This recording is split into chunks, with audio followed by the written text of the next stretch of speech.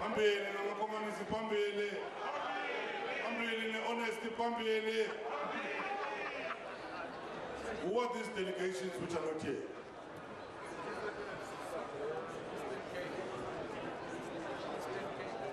Moses Mapita is not here. Eastern Cape.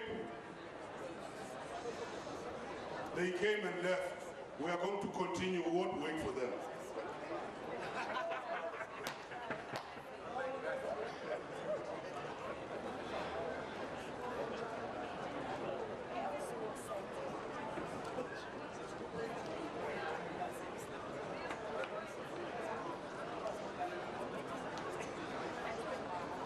Comrades, we want to request the provincial secretaries as leaders of delegations to do their work. It cannot be when we're supposed to be in session, the whole delegation is outside having a parallel meeting instead of the main meeting. It's different when we're talking about a few people, but once you talk about the whole delegation, it's out of order.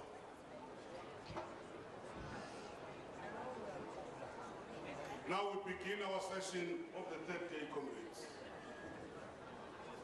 And good morning to everyone. We'll resume this session today by getting the messages of support from the allies. We have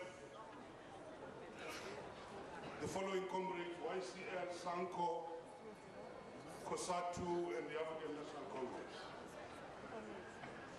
Then after that, we'll go to the presentation of the finance report and discuss it.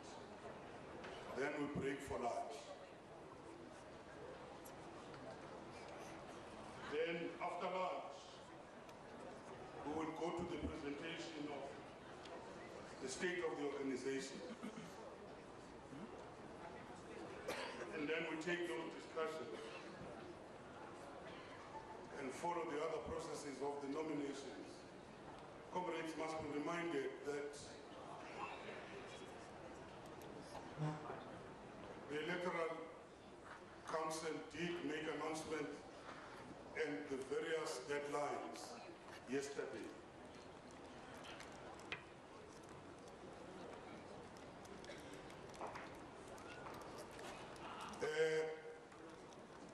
The technical people for the sound system. Is that fine? Do you hear me at the back? Why do others say yes, others say no?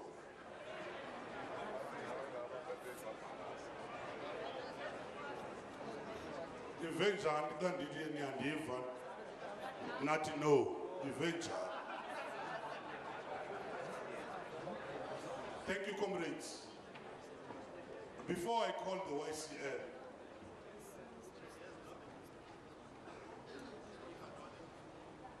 we have commended what we have done, which is positive. But comrades, we must express our dissatisfaction, our concern about the behavior of some of the comrades. The tendencies which we say, we see them when you define some of the ANC branches and in the EFF, where people are harangued and people start singing when they disagree with somebody. It's out of order in the Communist Party. So don't bring those tendencies here. We want to remind you of the rules which were read by Comrade Jamie, especially Rule 1.5. Participants should be prepared to consider views contrary to their own and assist the chairperson in ensuring the freedom of expression. It was read, it was adopted.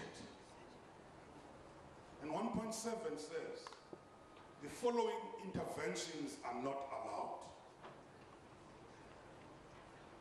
A, heckling. B, howling. C, shouting. D, jeering. E, hissing. And other similar interventions, including booing. You see, comrades, if you do that in a meeting of the Communist Party, I'll peg a gag.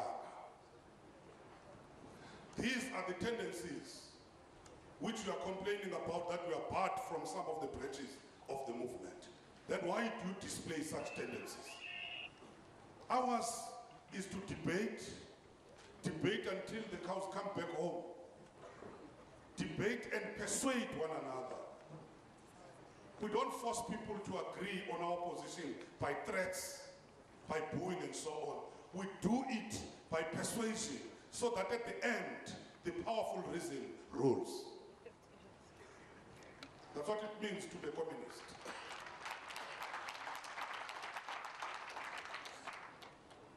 And what we're going to do, if that continues, we will call the delegation leader and we will throw out those comrades once we identify them. Thank you, comrades. That was just housekeeping. Before we come to the real business. We will begin with a message of support from the YCL and the secretary of the YCL, Comrade Mlu Zelanga, will deliver that message. Comrade Mlu. First,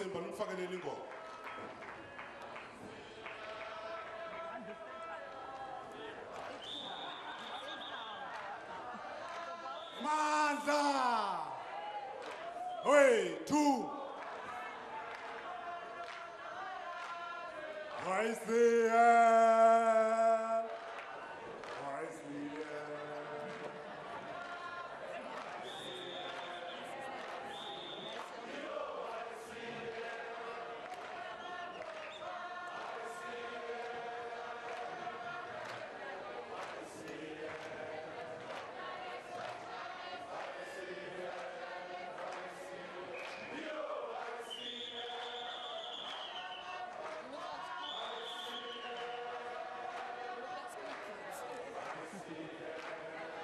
Manza!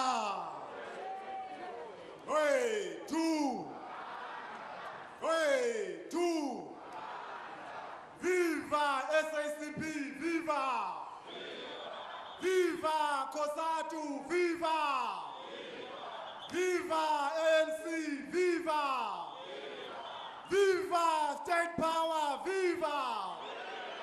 Viva YSN! Viva! Uzoithola kanjani? Uhlele kone. Thank you very much, Comrade Chairperson. I must say that I said to Comrade Tulas, he's intimidating you, comrade. It's not true. He's instilling party discipline in a party congress. Allow me, Comrade Chairperson, to greet our General Secretary, Comrade Blade, and the entire outgoing committee. I want to say to you, comrades, we are happy you have done your work. Now is our time, with as delegates, to decide your future.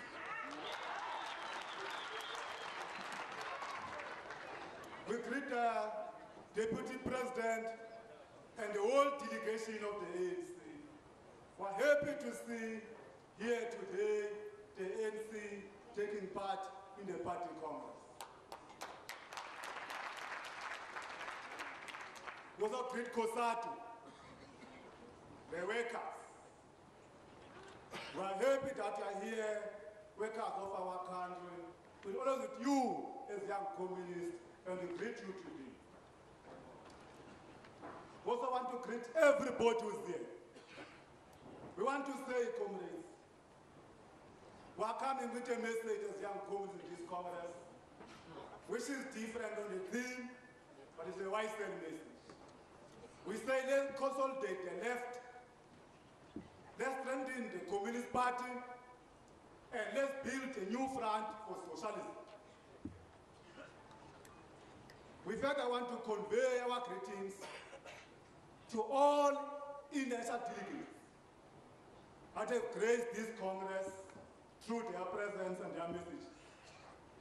We are fully aware that the relation we have with the Communist Party and the organizations is connected by strong bonds of cooperation, international solidarity, and a joint commitment to Marxism.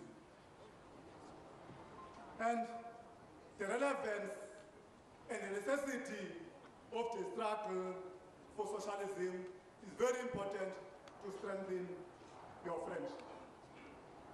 Delegates, a lot has been said, and a lot has been written by the media about this Congress.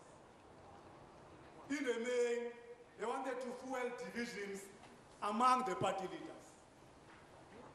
We say we are sorry to you, media people, because you never achieve that agenda of dividing the Communist Party. We come to this Congress as young communists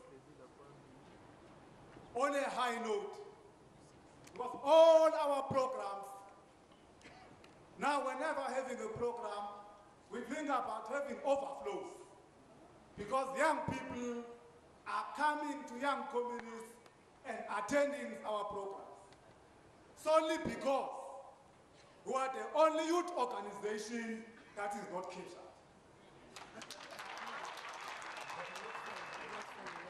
And as the Young Communist League, we are already suffering the consequences of being not captured. But we won't crowdfund because we are young revolutionaries, because we are fighting soldiers for socialism. Therefore, we will continue to fight because the soul of the Young Communist League is not for sale.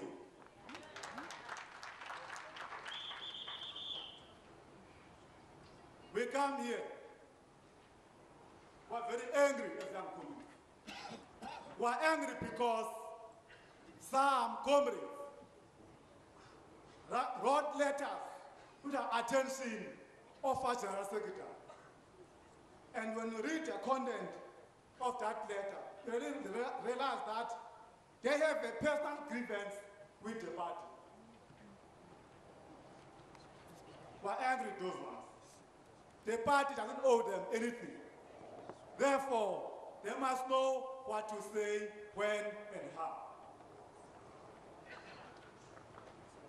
Also angry because the media has been crucifying our General Secretary, calling him names of being the Mugabe and so on and so on.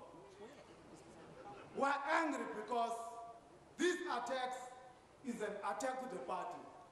It's not exactly what General Secretary. We're in a firm view that as the YSL, our General Secretary is not doing, the SACP is not doing favor to our General Secretary. Our General Secretary has done a lot for the SACP and doesn't deserve the media to crucify. It's also important for the whole people to understand that the SACP doesn't have terms. Full stop. There are no terms here.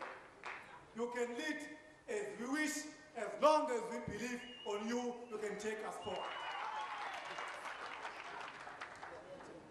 We know from Jeremy the apology made by MKMVA not to attend the 14th Congress of our party. As the Young Communist League, we welcome their non-attendance, as we understand that they are on their way to Dubai.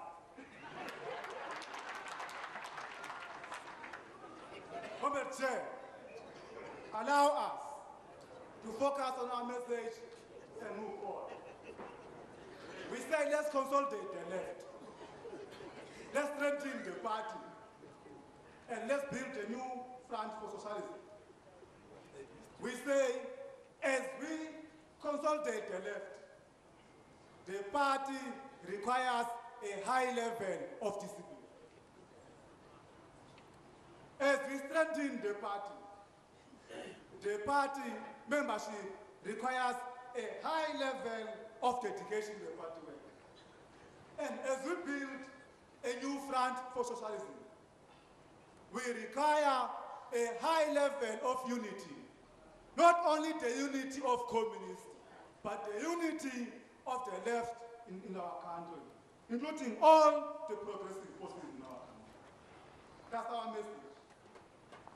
As you convey this message, there are areas I want to engage this within Congress, on which you must engage on Congress, here in the plenary and in the commission. Firstly, we want to engage this Congress about the current state of the alliance and the future of the alliance. Currently, the alliance is experiencing moments of regress and some turbulences. In the main, there are some in the ANC leadership that are arrogant, that doesn't value the unity of the alliance, let alone the unity of the ANC itself. We say a divided ANC cannot lead and unite the alliance. Some within the ANC had already secretly but publicly established alliance with the Guptas and the blacks first, then first. We see that as young communists. Secondly, the left axis, the SACP and the Cosatu, in particular the leaders, speaks of reconfigured alliance, which is not the first time this has been option or a debate within the alliance. As the White said, we don't see this option working. Having done a concrete analysis of concrete conditions, we want to ask you, comrades, and want to argue, what do you mean when you speak about the reconfigured alliance under these conditions in the alliance? Because the material conditions suggest otherwise. Thirdly, we want to engage this Congress about the obvious, because to others, it might not be the obvious, that ours is the struggle for socialism. With the NDR in the state of colonialism, and we say as communists, NDR is the direct route to socialism. And we know that when a revolution is delayed and the NDR is betrayed, it is the working class that will bear the brunt. Therefore, the famous question by Lenin, what is to be done? This Congress needs to analyze, this Congress needs to engage, this Congress needs to respond to this question. We say to this Congress, since the moment SACP, the White Cell says so, we say since the moment towards the new front for the victory of the NDR and the victory for socialism. The SACP is the vanguard of the working class in South Africa. Since its inception, the party has always been deeply engaged and actively involved in the struggles of the ordinary people. Therefore, the party is the product of the struggles of the ordinary South Africans. Therefore, the party must go down and listen to what the ordinary South Africans are saying and provide leadership as the vanguard of the South African class on what must be done moving forward to save the revolution in the current moment. In his paper, Comrade George Lovo, South Africa no middle road on ground, Comrade Mustafa argues that, I quote, for those who live in evident truth. That is a starting point, and let me quote it again. For those who live in apartheid reality, not in debate, but in their daily experiences, the need to destroy in all its manifestation is a self-evident truth. That is a starting point, and the only remaining question is how. The same can be said about capitalism today. Therefore, the only remaining question is how do we end capitalism in South Africa in contributing to the end of global capitalism? What type of society will replace it? What then is the party projection in this respect? And in fact, I want to say that Karl Marx wrote in the 18th Brumaire of Louis Bonaparte, I quote, men make their own history, but not make just as they please, but they don't make it under circumstances chosen by them, but under circumstances directly encountered, given, and transmitted from the past, close quote.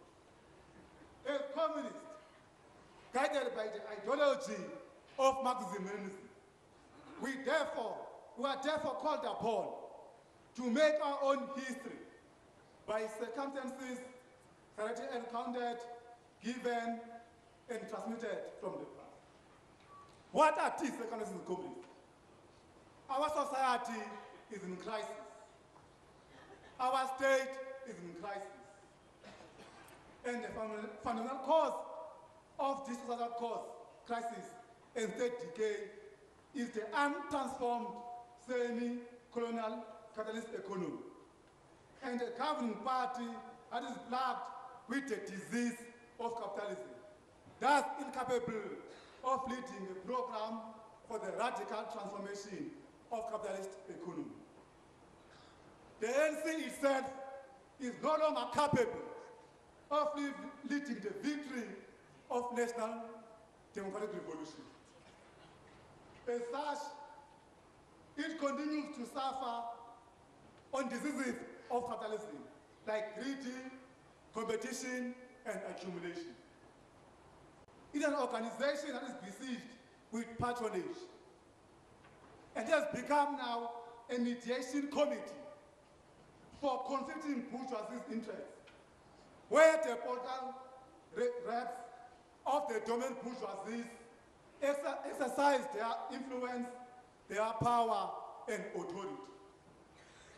This is why, precisely, there's a very little content and direction to be provided on the second phase of radical national democratic revolution. Some of examples of change can be found in certain segments of the economy, but none can be viewed as radical enough to transform the economy base and property relations in our country. We say, comrades, the struggle for the victory of NDR post-1994 has been abandoned to a political project of state capture by the dominant bourgeoisie, as in the experience of many other liberation movements in the continent.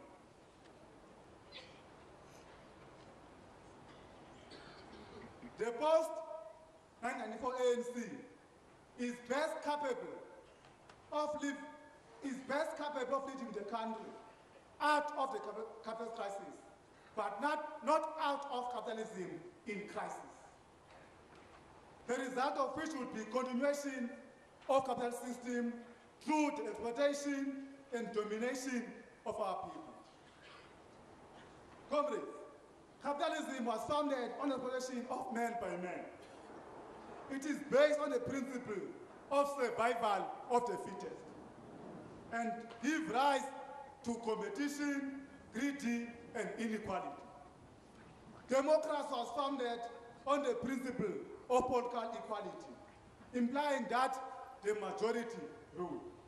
It is therefore impossible for capitalism to be compatible with the victory of NDR and socialism. A new front for the victory of NDR and socialism is a must.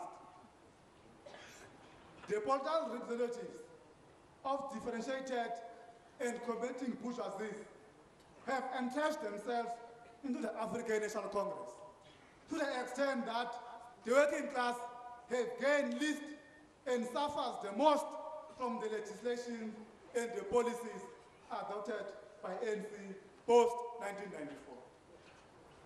The current conjuncture requires the new alliance of progressive revolutionary forces or classes that can be mobilized in support of the victory of NDR and victory for socialism.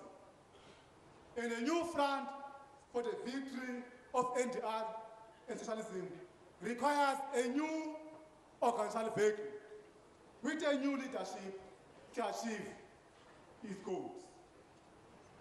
The SACP should lead a new front for the victory of NDR and the victory of socialism,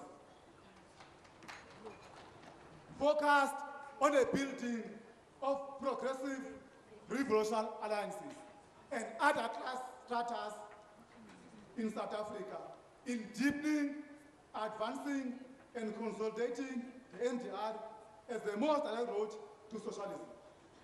It is only the SACP as the political vanguard of the working class can meaningfully lead a new front for the victory of socialism.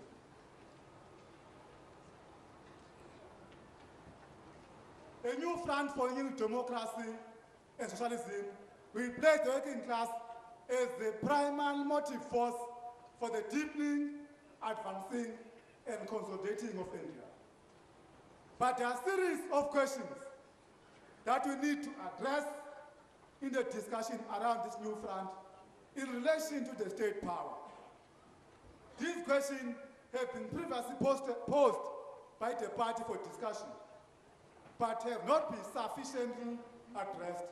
Question number one, what constitutes a revolutionary approach to state power?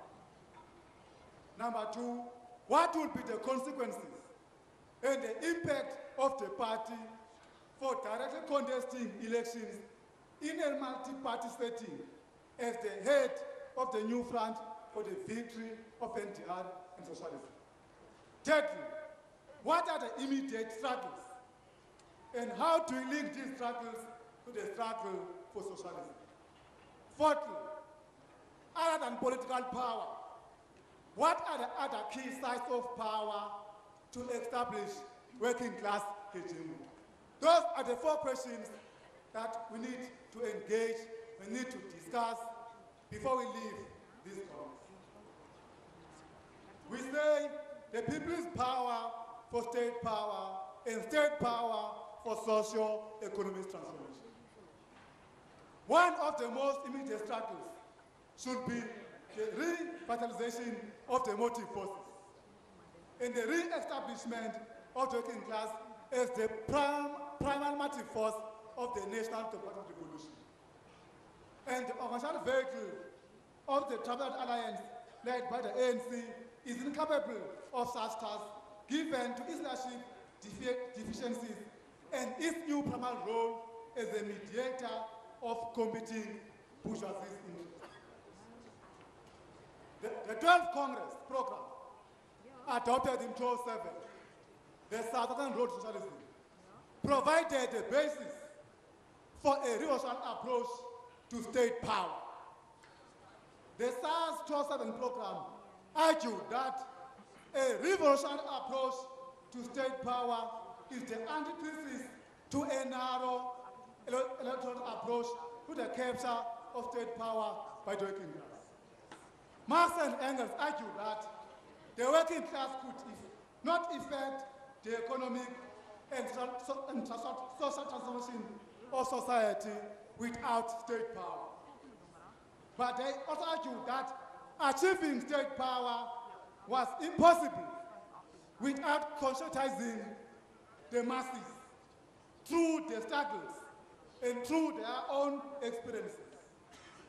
That socialism and ultimately communism was possible. Popular power is necessary for the state power, and state power is necessary for socio-economic transformation. Therefore, the party should lead a victory to end the unholy alliance with the nation bourgeoisie.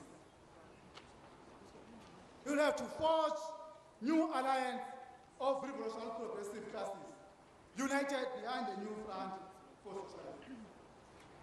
If the achievement of state power is an objective for the SACP, and it should be, who then has the role of conscientizing the workers, if not the SACP, as the vanguard of the workers? It's only the party, through a new front of progressive revolutionary classes and our stratas, can cautiously and actively lead a program for the development of the workers' class consciousness.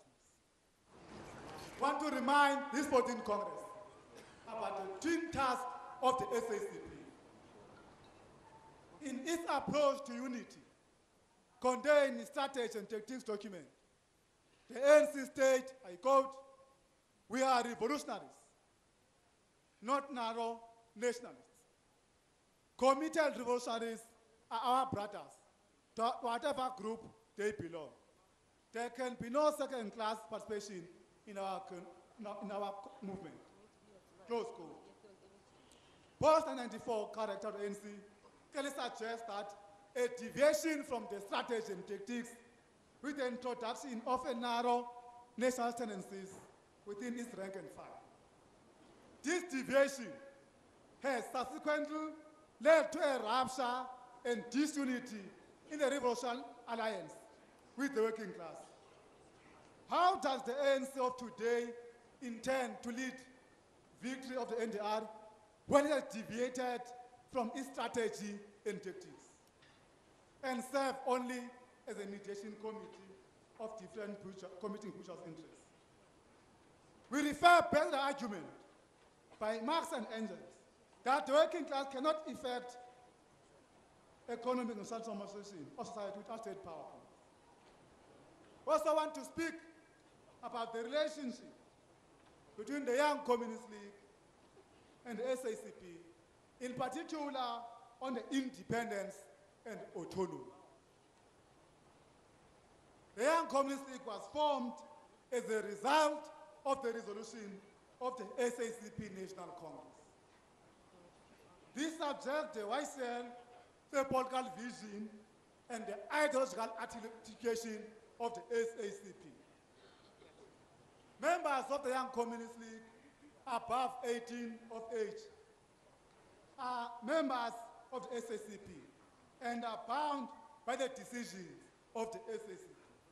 But also, the YCL itself has the task of ensuring that the SACP, in its articulate policies and principles, represent the needs and interests of the youth in our country.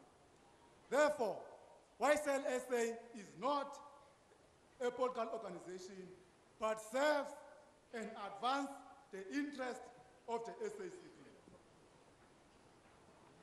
The YCL has got a task of ensuring that it contributes to the building of SACP by intensified mass mobilization of youth focused on political education.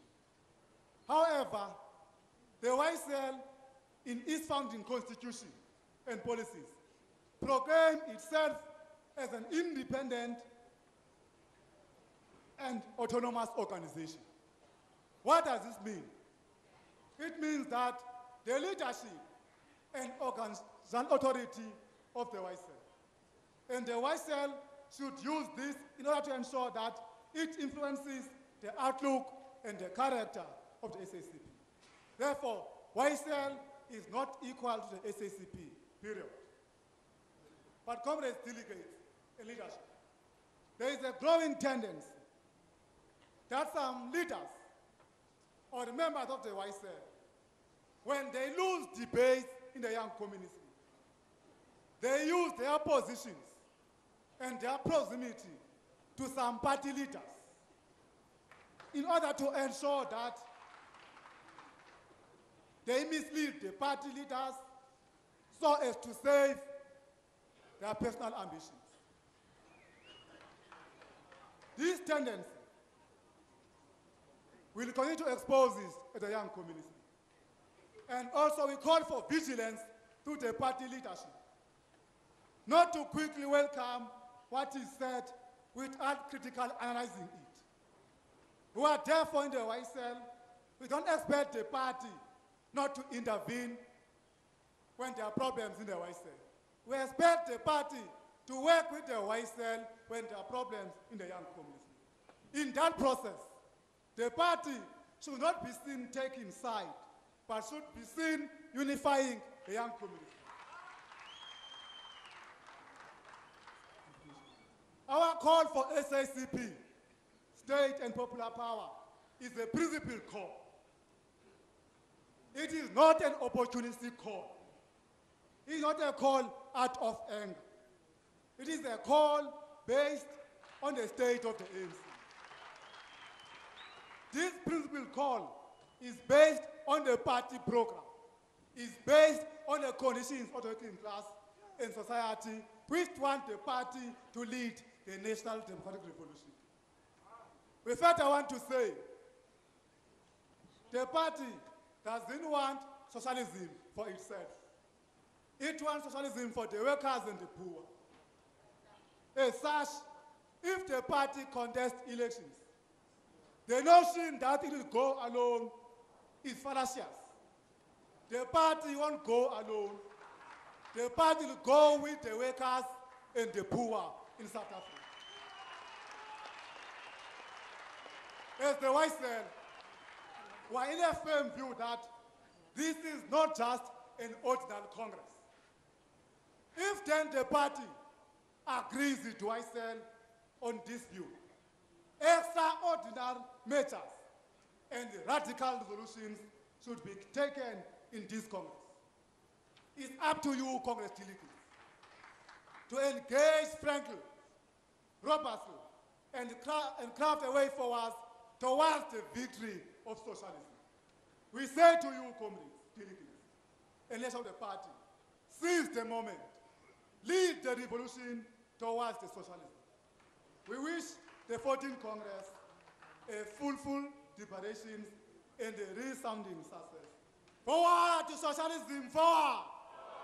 Viva YSL, viva! Long live SACP, long live! Amandla! Osekudala! Sekudala! Sekudala! Sekudala! Manza!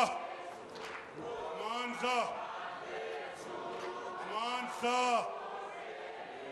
Viva SACP, viva!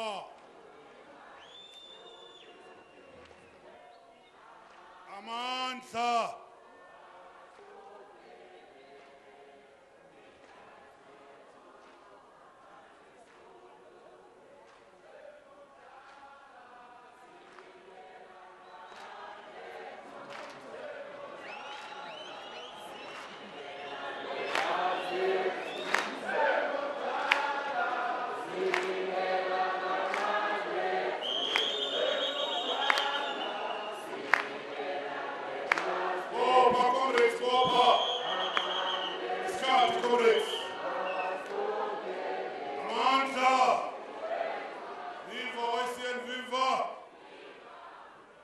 Comrades, because of time, we've expressed our concerns, Moses Mapita. We will deal with you later on. The issue of time is very important, comrades. It's part of the discipline. We will now give to Comrades Kombozo, the General Secretary of Sanco, to give a message of support. But before that, Comrades, when we woke up this morning, we woke up to the news of passing away of one of our legends, Ray Phiri. And we hope that the General Secretary, on behalf of the Congress and the Communist Party family, we will send a message of condolences to the family or to the Phiri family. Thank you, comrades. Amandla, SACP Amandla. Comrade General Secretary of the... Fellow comrades, Kombos. Comrades, why are those comrades at the back going out? Comrades at the back, what is going on? Viva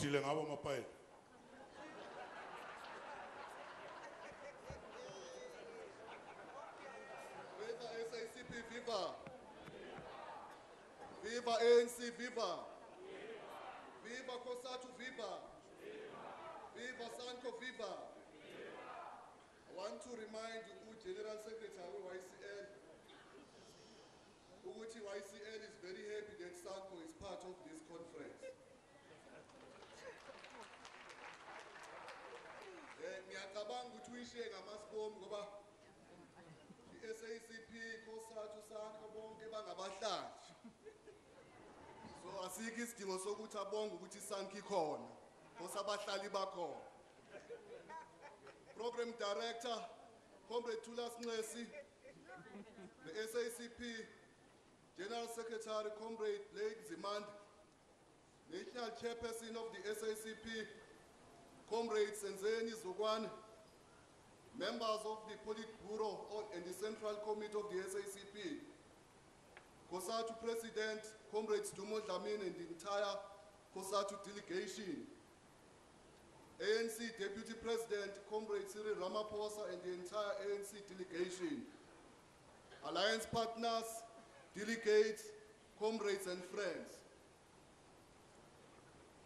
We are honored to be here and to be afforded an opportunity to address this gathering of the advanced detachment of our alliance partners, inspired by Comrade Mao Tse-Tang's injunction that, I quote, communists should be the most far-sighted, the most self-sacrificing, the most resolute, and the least prejudiced in sizing up solutions, and should rely on the majority of the masses and win their support. On behalf of the leadership of the vanguard of our communities, the South African National Civic, Sanco, and its entire membership, we convey to you warm fraternal greetings on the occasion of the 14th South African Communist Party, SACP, National Congress, which we believe is a significant occasion in the history of the exploited masses, not only of South Africa, but of the entire world. Sanco, including the exploited masses, under the leadership of the working class formations and workers' parties all over the world, are of the view that the SACP has virtues, capabilities of analyzing the challenges facing our country and the world, as well as an ability to produce theoretical clarity and measures on how to tackle such challenges. As Sanco, we therefore waiting in anticipation for the outcomes of this revolutionary Congress with confidence that the SACP will come out of this Congress strong, united, and with a clear vision, mission, theory of struggle, as well as the program of action, which is consistent and relevant in addressing and bringing about solutions to the deep-seated problems and challenges facing South Africa and the world. Moreover, we are also of the view that the SACP has an ability to influence a great deal in future trajectory and prospects of our country, as well as the realization of the socialist project in South Africa, of which SACP is the custodian. However, be that as it may be, on the contrary, comrades, we are also gathering here at this Congress under difficult times in the history of our liberation struggles led by the African National Congress, the ANC. At a time when the major advances and great strides made by the ANC government since the dawn of democracy are under threat, are being eroded bit by bit, and are being reversed in favor of a narrow sectarian interest. The motive forces that are supposed to be primary beneficiaries of the national democratic revolution have now been replaced by what religious leaders characterize as a mafia state that has upset power for self-interest and resources that are supposed to extricate the masses of our people from poverty, unemployment, and inequality. This, comrades, is a result of our own making. We have created conditions for them to exploit by abdicating our responsibility to hold the democratic state accountable. We have allowed capital masquerading as a business to capture our glorious movement, its leadership, including critical levers of power as well as decision-making processes. Our national project to reverse the legacy of deprivation and homelessness has been compromised by greed and corruption. Factionalism has, over the past few years, become a dominant force that seeks to perpetuate exploitation and an extraction of economy. The need for self-correction and organizational renewal has never been as pressing and urgent because the ground is shifting. Unless drastic action is taken to stem the tide of corruption and reassure the masses of our people that we have not sold our souls to the highest bidder, we will cease to remain relevant and be counted amongst those who betrayed the sacrifices of, among others, revolutionaries like Moses Kotana, J.B. Marx, Joe Slovo, Chris Hani, Harry Kwala, Moses Mabhida, Solomon Mahlangu, Ruth First, Bani Molokwane, Dora Tamane, as well as the hope and aspirations of the landless and the historically marginalized poor. We need to reverse this current trajectory and consolidate the gains of our freedom and democracy we have won for our people. We need to unite the alliance more than ever before, strengthening it, broadening its sphere of influence so as to win back and gain the confidence and trust of our people as means to isolate the neoliberal agenda embraced and advanced by the DA-EFF coalition. Therefore, this Congress must reclaim the spirit of unity and set the bar for ethical and moral leadership required to defeat factionalism, political thuggery, as well as social ills and tendencies that are foreign to our revolutionary alliance. The ANC, united with its alliance, must become a formidable force of change that is trusted by the masses of our people who are prepared to rally behind it and renew its mandate to deepen transformation with a convincing majority during the 2019 general elections. Though we are together with the masses of our people at a crossroad, now is the time for the Revolutionary Alliance to save the ANC from self-destruction and implosion. This Congress represents an opportunity for the SACP to position itself for what it is undoubtedly its greatest historic mission and challenge, that is to unite the ANC and reposition itself to play a strategic role in a reconfigured alliance. This will not be achieved through empty political rhetoric and slogans shouted from rooftops and high pedestals, but through unity and decisive action that will inspire the confidence of the masses of our people. The phase of our struggle calls on us as an alliance partners to redouble our efforts to put the National Development Plan back on the national discourse in order to quicken the pace of delivery and address the grinding poverty, unemployment, and inequality.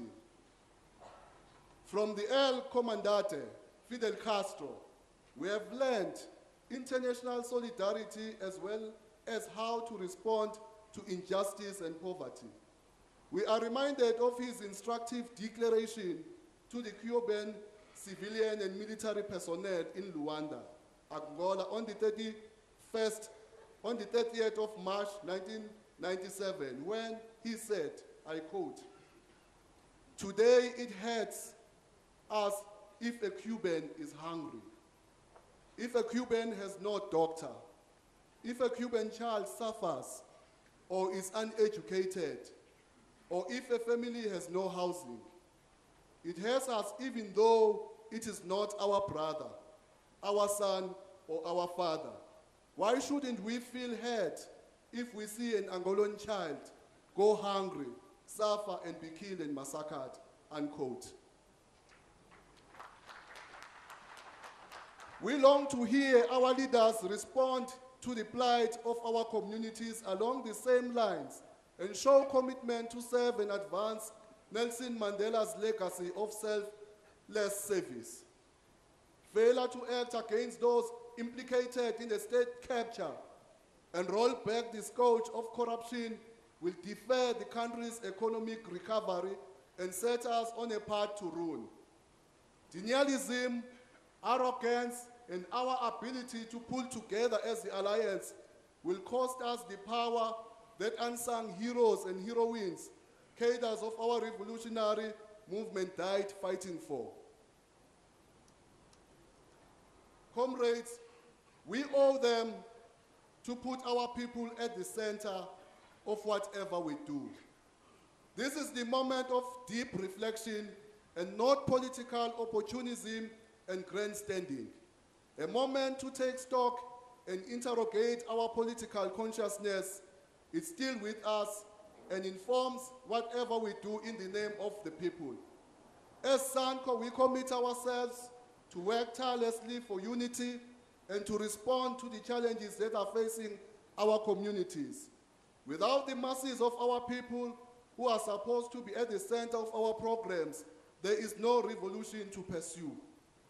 Radical economic transformation must be about impacting their lives and not enriching political elite, their friends and families.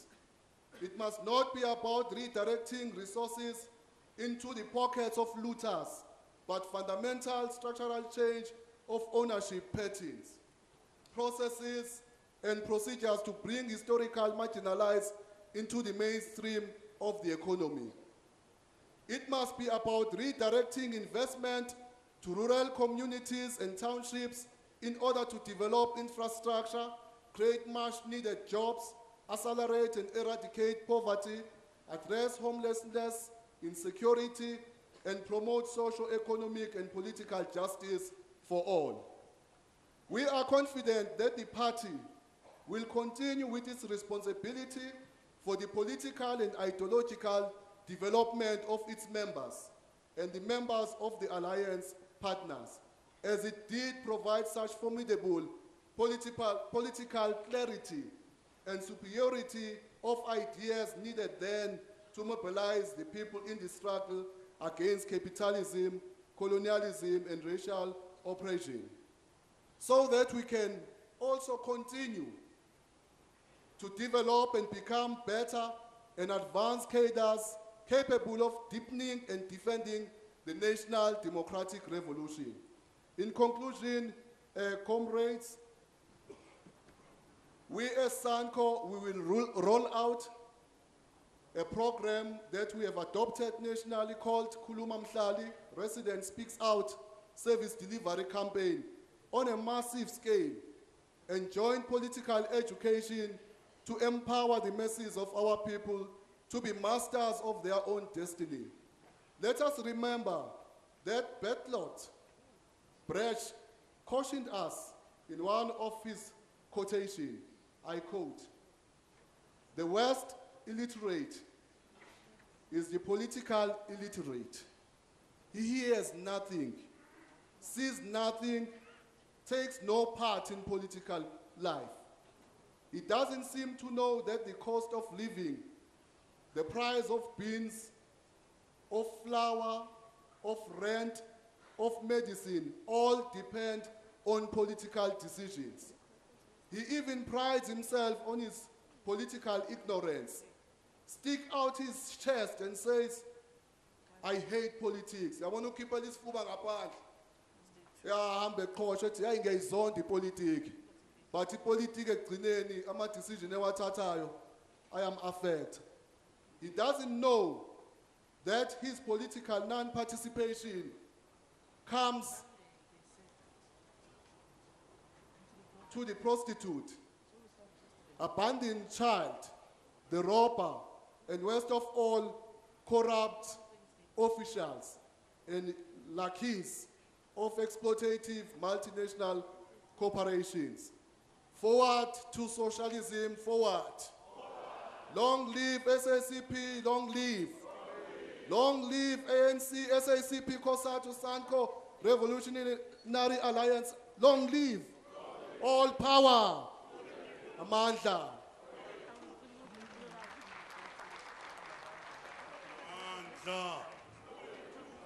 Amandla.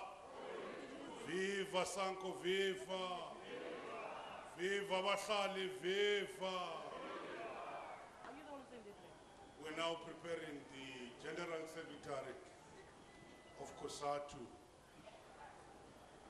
Comrade Becky, to read the message from the workers. Ilingi Kamalake, Brataika.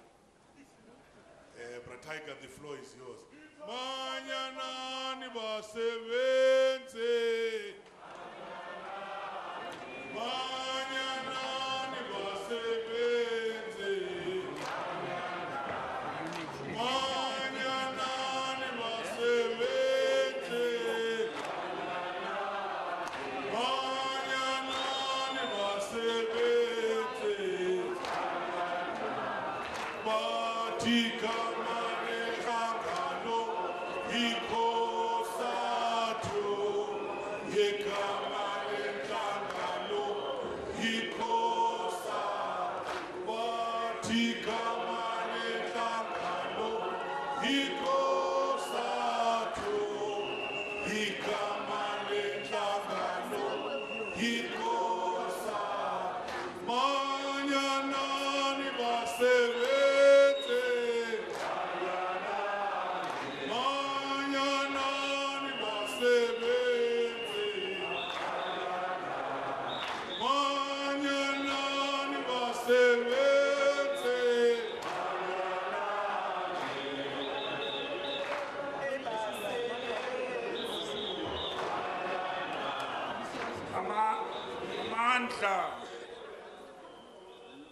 Amandla.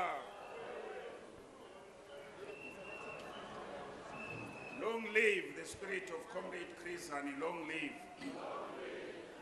Long live the spirit of Comrade Lillian Ngoi, long live. Long live the spirit of Comrade Solomon Mahlang, long live.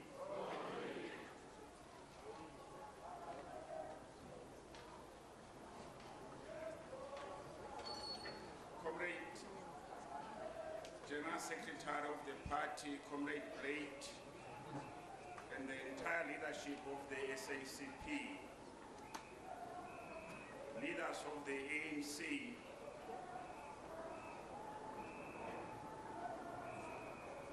something wrong with either my voice or into zabantu ziyasebenza.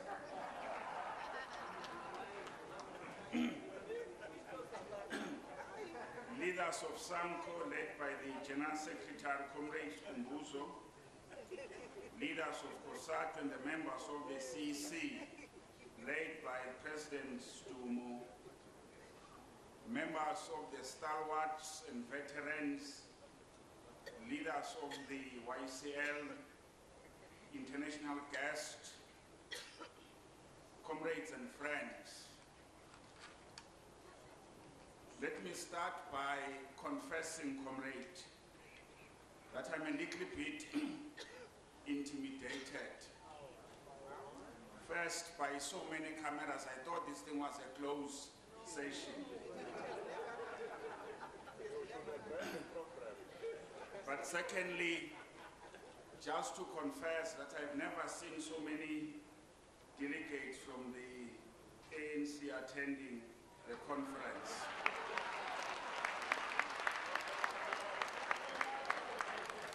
In our central committee that we have some few days ago, they were on average of 4.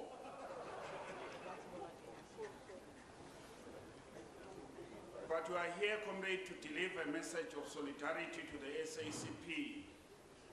That is not just our alliance partners, but our own organization as the working people. The message will be strengthened and solidified by our continued participation in this Congress as Cosatu worker leaders and also by the general membership that is here as delegates. In summary, this is our own Congress too, because the SACP is our own Congress. Firstly, let me congratulate the leadership collective of the party that have taken us from one Congress to this one, united, and that the state of the organization is healthy.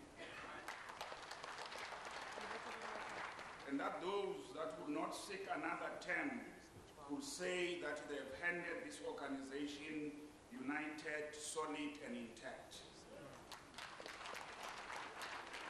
We want also to join the thousands of members of the party and Cosatu in paying tribute to the lives of Comrade K. Musami, who have passed away some few weeks ago, and Comrade Emma Mashinini for the immense valuable work they did for the working class. Their lives were well lived, in particular their contribution to in building the working class and unity of our people. To them, we can proudly say, without contradiction, that a job well done, comrades. These two comrades, we can say to them that we are fully aware that the capability of an individual is limited, but as long as they are leading a united and a collective leadership, no difficulties can be overcome or cannot be overcome. One can only work for a limited period of time, but there is no limit serving the people with dedication. This 14th National Congress of the party take place against the backdrop of a global capitalist crisis that started in 2008 and has persisted for almost a decade now. It is obviously clear that the system of capitalism is struggling to reinvent itself. Unemployment is up, wages are severely depressed, and the inequality has grown. The working class globally is losing confidence. The right-wing organization and the populist demagogues are gaining confidence as the working class, choosing them as a way of taking their anger and frustration by the organization that they love so much, who seems to have turned their back from them. South Africa is in a similar position, grappling with the failure of neoliberal solutions of false gradualism that was adopted in the mid-90s. We expect the party to help us in this Congress to start, formulate, and clearly define at least a socialist theory of an alternative world economy to challenge the free market system. The SACP role at this stage of our revolution, therefore, cannot be overstated because we need a scientific social analysis and ideological clarity and grounding to help us to map a way forward and give answers to the biggest question facing our revolution. This Congress also takes place amidst the emergence of a parasitic bourgeoisie patronage network that seeks to entrench itself within the key sectors of the state, in particular within the strategic state-owned corporations. We expect the party to come up with clear proposal on how to help ensure that our democratic state is firstly defended and then assisted and reoriented towards driving the inclusive and sustainable growth path. As an organized component of the working class, we are hoping that this Congress will help us to analyze our political environment in order to develop proper responses to all the challenges facing the revolution, in particular the progressive forces. Given the offensive against the working class, which goes with the marginalization of Cosatu and the party in the alliance, we need to clarify ourselves as who our real friends and who our real enemies of the working class within the movement. We must use this Congress to provide a better clarity as what is the way forward for the working class.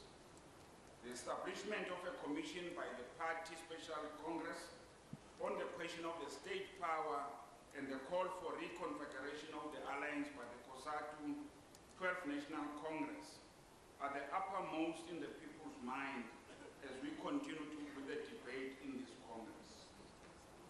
But these questions are both not new. We heard a lot about them at the height of the domination of the 96 class project. In dealing with both these questions, we cannot afford to be both emotional and metaphysical in our approach.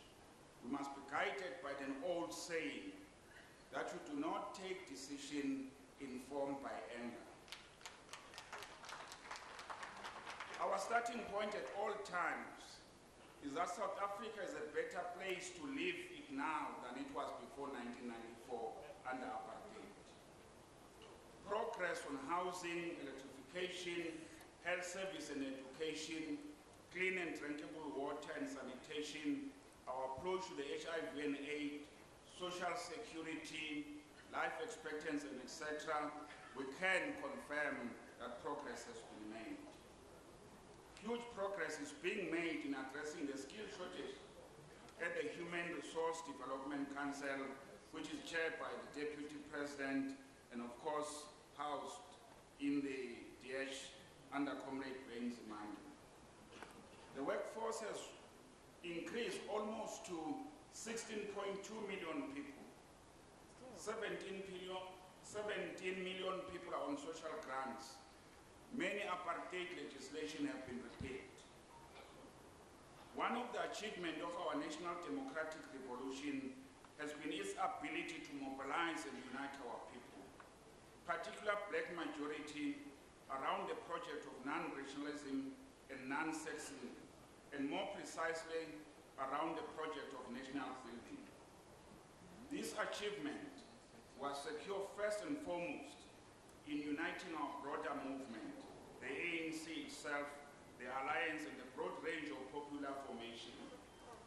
This is an important achievement precisely because at the heart of their strategy to maintain state power and cash power, the colonial apartheid rulers rely on divide and rule strategy to create and maintain tribal and racial divisions to divide our common identity as South Africans. We must remain true to our commitment to non-racialism and non-sexism, comrades. However, they are challenges that need an urgent attention because they have the potential to reverse all the good progress that we have made so far. Firstly, we need to admit that the dysfunctional of the alliance and the marginalization of Cosatu and the party are not accidental, but they reflect the obvious weaknesses in the organizational power of the working class. The question that needed to be answered is why we have failed to build a working class hegemony inside the movement. We cannot just pretend that the solution to our frustration with the alliance and the ANC is to give workers and the working class a new address and fail to correctly diagnose the reasons that have led us to be where we are as the working class. But the workers need to be united and coherent, or need a united and coherent SACP, whether you decide to contest the state power or not. In our 2015 plan, we resolved to swell the ranks of the ANC and the party. We resolved that for a Cosatu member to be a member, not to be a member of the party and the ANC will be incomplete. We refer to comrades like Moses Mabhida, Moses Kotane, K. Musami, as an example of the embodiment of an alliance. We can confirm here, comrade, that we have executed that job exceptionally well of swelling the ranks within our movement. Cosatu leaders are found everywhere in the structure of the movement, be it the party or the ANC. At the presidency, Cosatu is there. At Chief Lutuli House, Cosatu is there. At the cabinet, Cosatu is there. At the premiers, at the legislature, at the mayor's level, and everywhere. In the JSC, where you appoint judges, Cosatu is there. At NETLEC, Cosatu is there. At the CCMA, Cosatu is there. So we have swelled all the ranks of our movement. The question, comrade, is what is our influence there? What is our influence there? Are we sending warm bodies? What is the problem when we're the majority? And I can confirm, comrade, with my guest, that at least 1/3 of the delegates here are members of Cosatu. The question is why then our influence does not reflect what is happening. It reminds me, Comrade Deputy President Mao wrote about the Cultural Revolution in China, that many went there to change the state, but they were overwhelmed and they were changed into what the state was doing. The configuration of the alliance will not be declared in public forums, but will happen only if Cosatu and the party can manage to build the working class hegemony. Our revolution is now faced with growing threats that undermine our ability not only to unite, but also to mobilize the black majority. Comrades, in this Congress, we must fight the temptation to succumb to the cult of personality debates, and the alliance must properly conceptualize the fact that, among other, the major challenge that we face is non-implementation of the policy and the decision of our movement. Our movement has the capacity to identify challenges and the ability to address them. From the sins of incumbency, to the buying of the membership, to the gatekeeping, to the corruption and the ill discipline. But we have serious incapacity to address them. It is the ANC itself that have said that in prima facie cases, incumbents must step down from their position of leadership until the matter is finalized.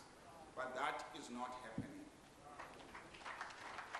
We We all have the collective responsibility of convincing our people that the ANC is serious about fighting corruption. Otherwise, we'll continue to experience electoral apathy and ultimate electoral defeat. This is a difficult issue, comrade. How to tell our own movement that things are not going in the right direction without demobilizing and demoralizing our own people to vote for the African National Congress. So on one hand, you want to project the good things that is being done, but those who are leadership, when they hear those kind of messages, they become more arrogant and they don't address the issues. That's a problem we have. It's like councillors who knew the problems, but refused to address the problem, refused to come to a meeting until the community banned a school. Only then he hears that particular problem. So we're in a dilemma that we need to address, and we hope the party may be able to give us wisdom on these issues. In the past, comrade, when the ANC was facing challenges from all corners, it was Cosatu and the party who were the first to stand up and defend the movement. When President Zuma was removed from his deputy president position, we were the first to stand up in defense of him.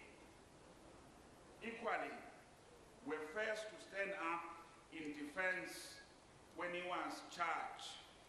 We rally behind him. The Cosatu approach, comrade, to our government against this accusation that we're a lapdog of Cosatu, of the ANC, we normally said, when our government is doing good work, we'll be the first to say so. But equally, when our government is taking wrong decisions, we'll be the first to condemn it.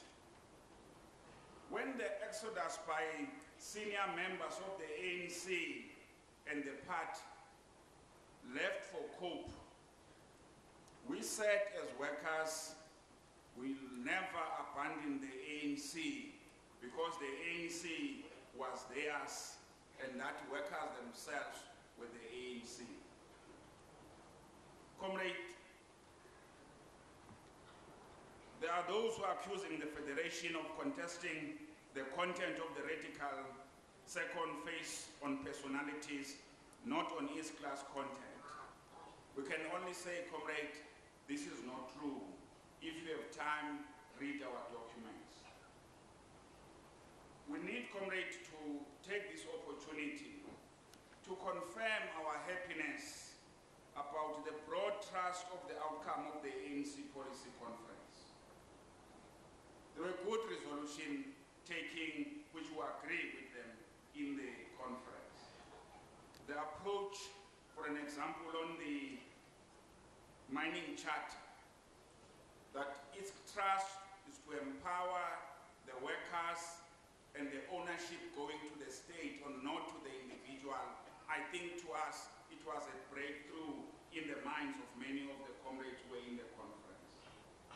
The question of how we approach the land question was one of the good things that we debate, we discussed, and we agree with them in the ANC that were good decisions.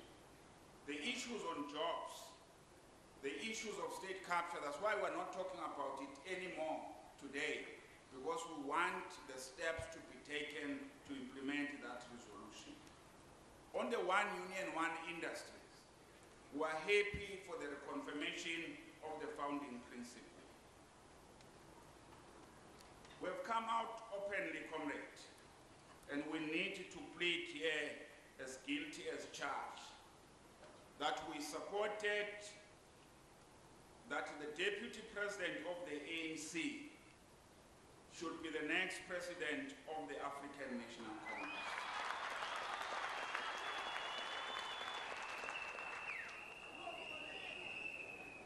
And we say this, comrade, because Cosatu has not reached a stage where we have lost the hope on the ANC and the alliance. Many people love the African National Congress. They see it as a East liberation movement. Workers understand the challenges facing the ANC as a challenge of leadership. So to Comrade Ramaphosa, the former General Secretary or the founding General Secretary of the NUN, our choice is not a blank check. It put a huge responsibility with the future collective of the ANC, and among others, we want to give you this provision to take home. That teach the ANC leaders at all levels to love the masses.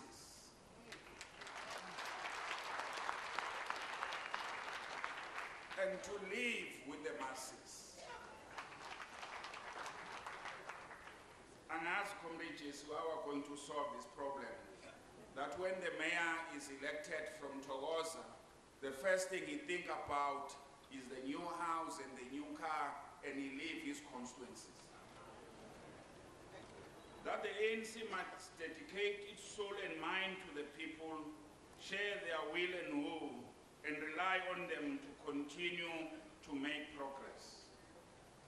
That the values of honesty, serving the people, and remaining down to earth can root the hearts and action of all the ANC members. Learn to tell the right from the wrong and make and correct mistakes. Being arrogant and overbearing is not being courageous to take that responsibility. And avoiding responsibility is the greatest disgrace for any leadership. Discipline in the ANC must not be conditional. And discipline, comrade, cannot be democratic. Build a complete system of combating corruption through both punishment and prevention, strengthening the education and combating corruption. And always remember that our ANC is coming from the people, is rooted in the people, and is serving the people. Without a popular support, none of the movement achievement or the aspiration as stated in the Reconstruction Development Program and the Freedom Charter will be possible.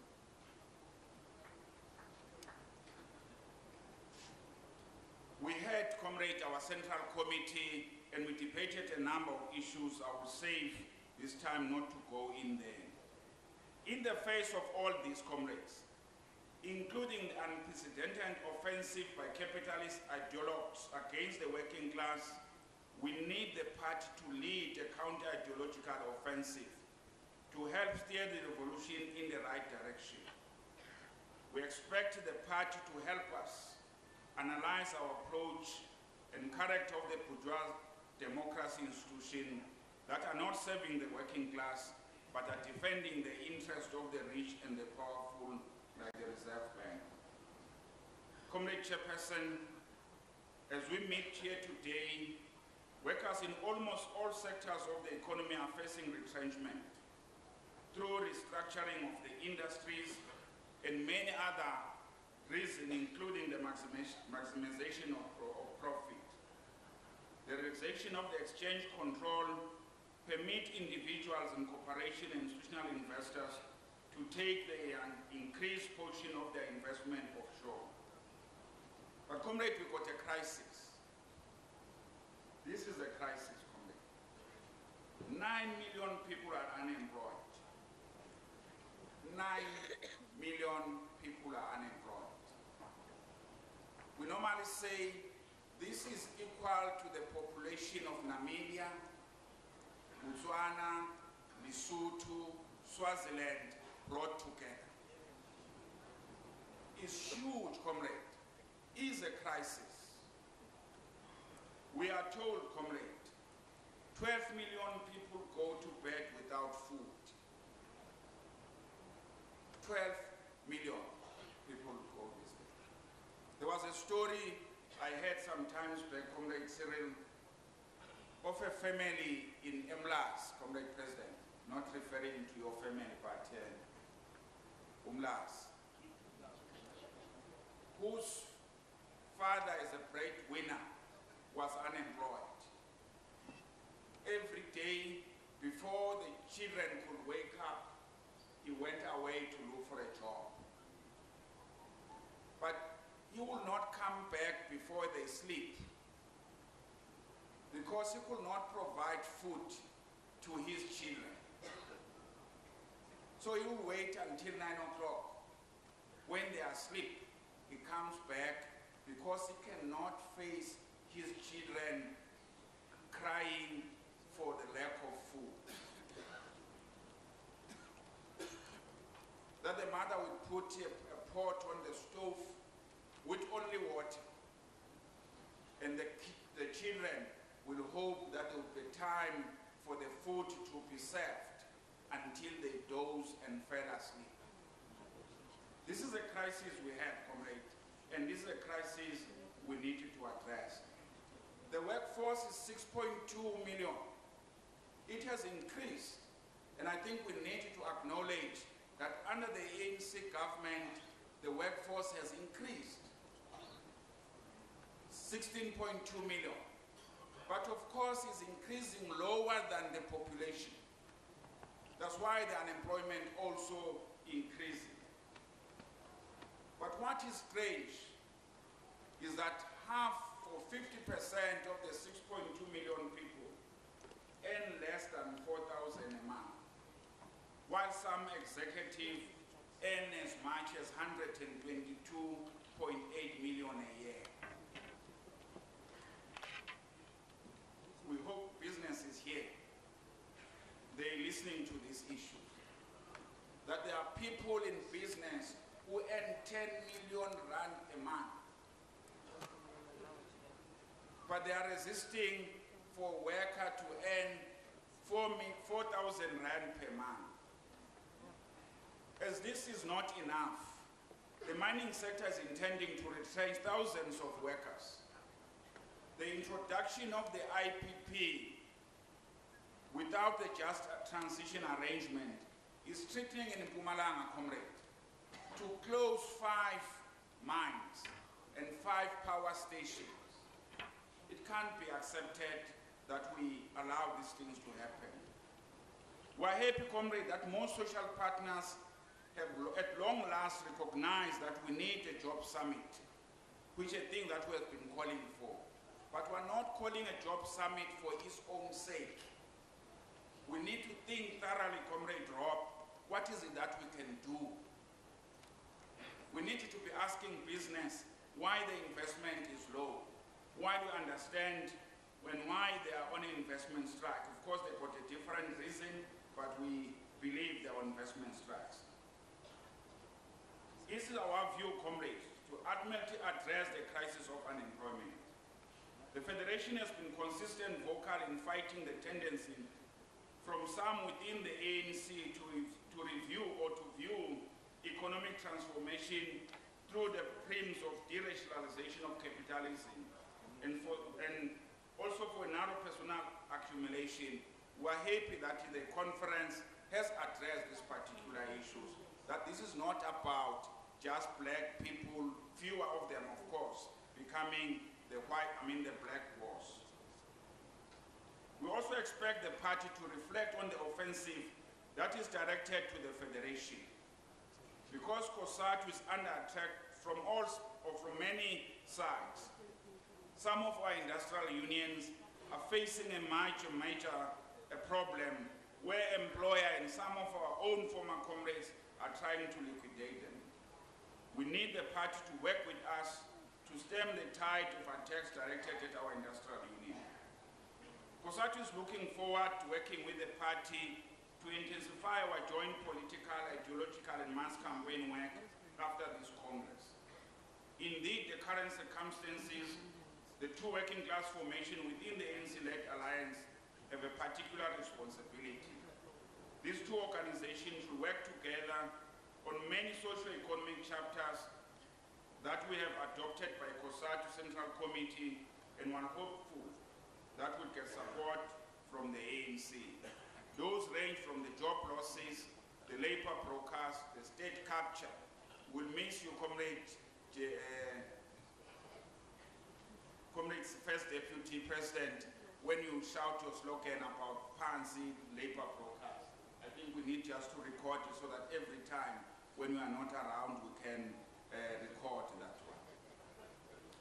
The party should work with us to fight the review of the NDP on the microeconomic and labor market chapters.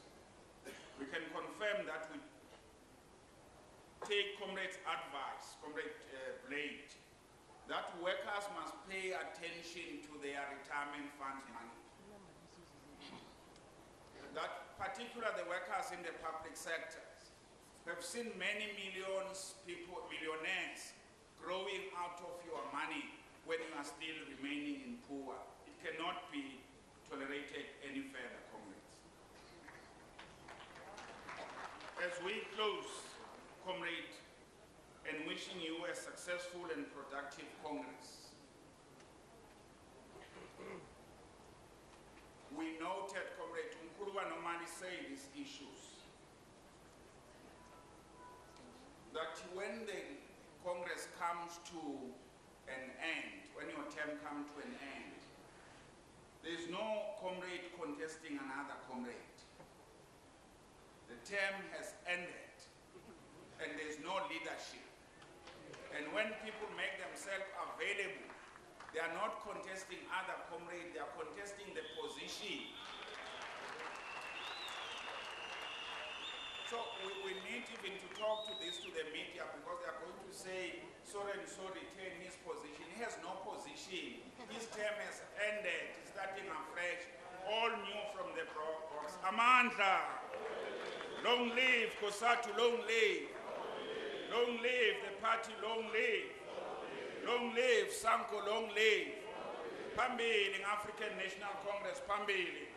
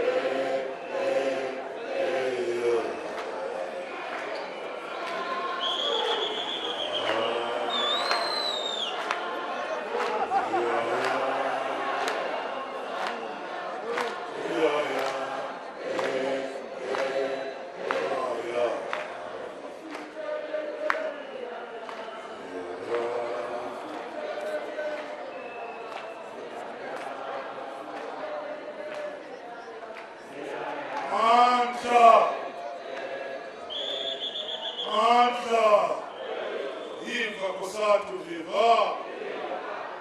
Thank you, Brataga. Comrades, before we go to the ANC speaker, the electoral council wants to make an announcement. Comrades, good morning. Just a few quick reminders from the election team. Remember, the election process started last night, and we are focusing on the 6 officials' positions for today.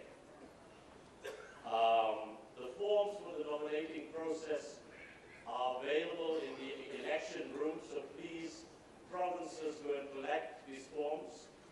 And remember that when you are nominating for a position, the province nominating must have the support of 3 other provinces. The election room is in the domestic building as you enter the reception area, the main reception area on the right-hand side.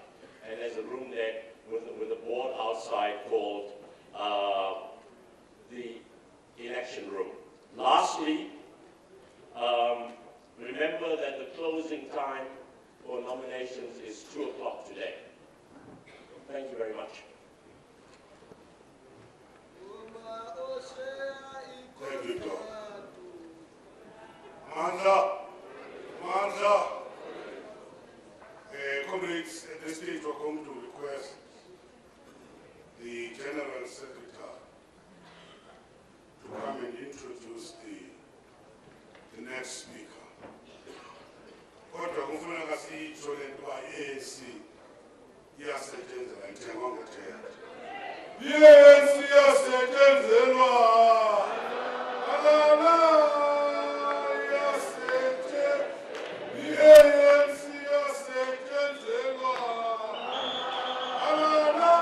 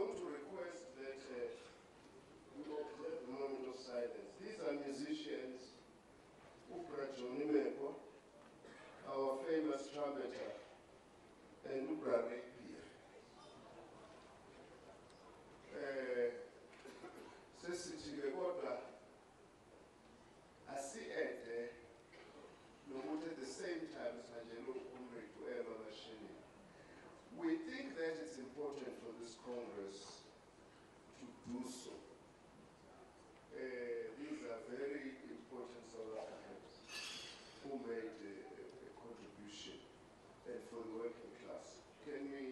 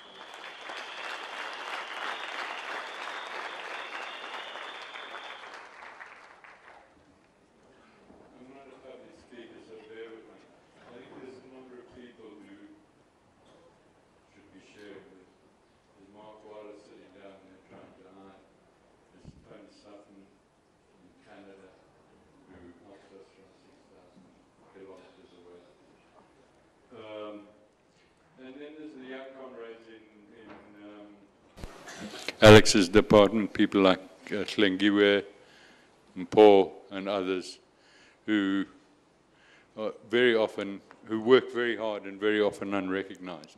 And I think they all deserve a recognition because the party's media is vital. And I just want to mention a couple of others. There's a young man, a young comrade from the Northern Cape called O.J. Fourie, who 5 years ago decided, he's not here today, but 5 years ago decided the province needed its own party voice. And with no experience and no knowledge, simply started it. And today it is a regular monthly publication called Voice of the Proletariat. It's a very powerful signal in that province.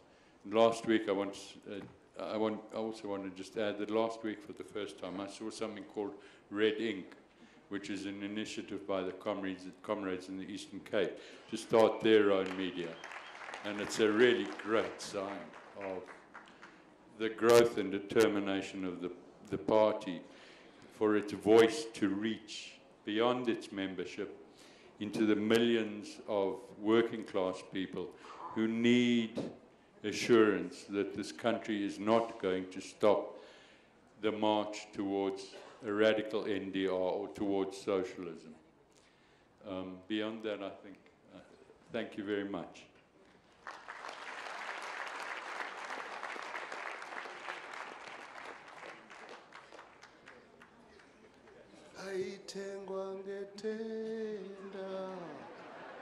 Hey! Aitengwa ngethenda.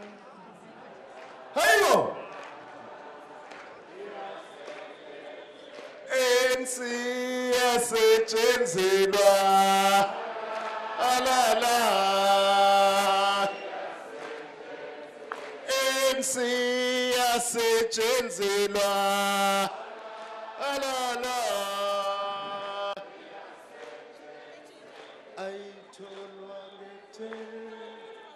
Hey! Yo!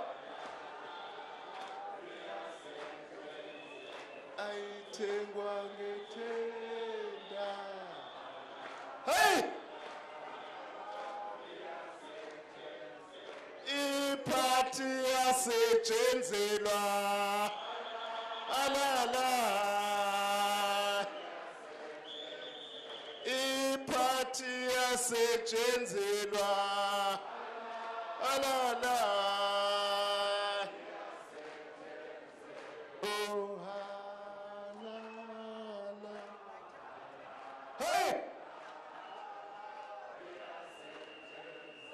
Oh, halala.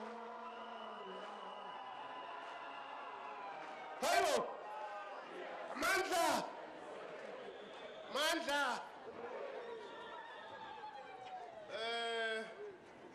Comrades, this is an opportunity now to introduce the Speaker of the ANC, and I promised him, because he doesn't like these long introductions, that I'm not going to do so. That's the Deputy President of the African National Congress, Comrade Cyril Ramaphosa.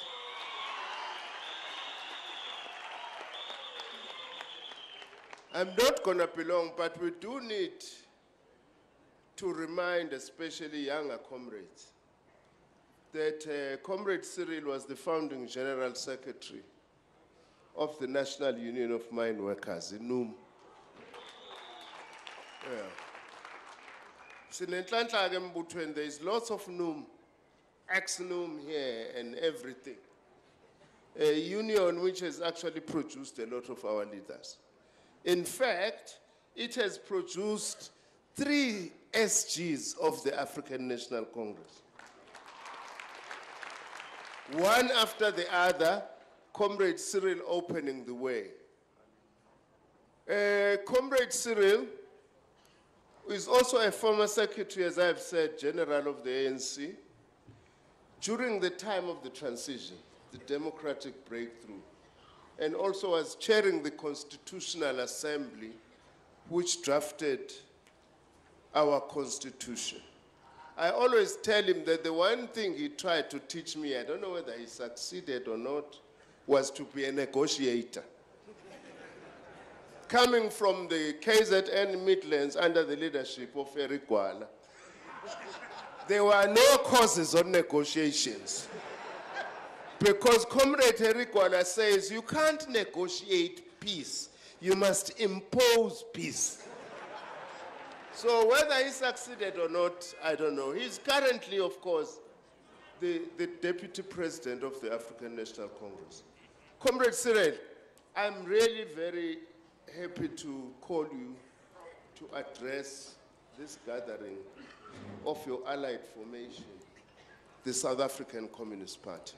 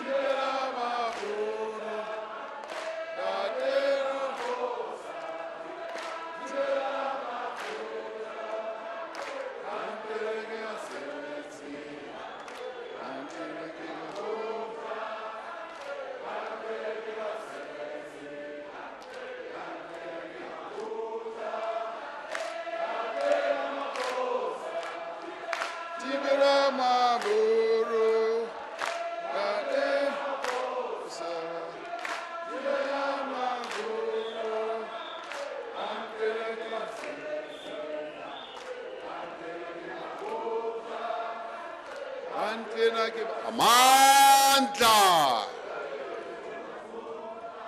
Amandla! Viva South African Communist Party, viva! Viva SACP, viva! Viva ANC, viva! Viva Cosatu, viva! Viva Sanco, viva! Long live the spirit of Joe Slovo, long live! Long live the spirit of Chris Hani, long live! Amandla! Comrades, Program Director, Comrade Blade Zimande, the General Secretary of the SACP, and official leaders of the SACP, Comrade Zokwani, and the other leaders who are office bearers, members of the SACP Central Committee, the leadership of the alliance components, Cosatu, Sanco, leaders of the African National Congress, Deputy Secretary General Jesse Duarte, and members of the National Executive Committee of the ANC,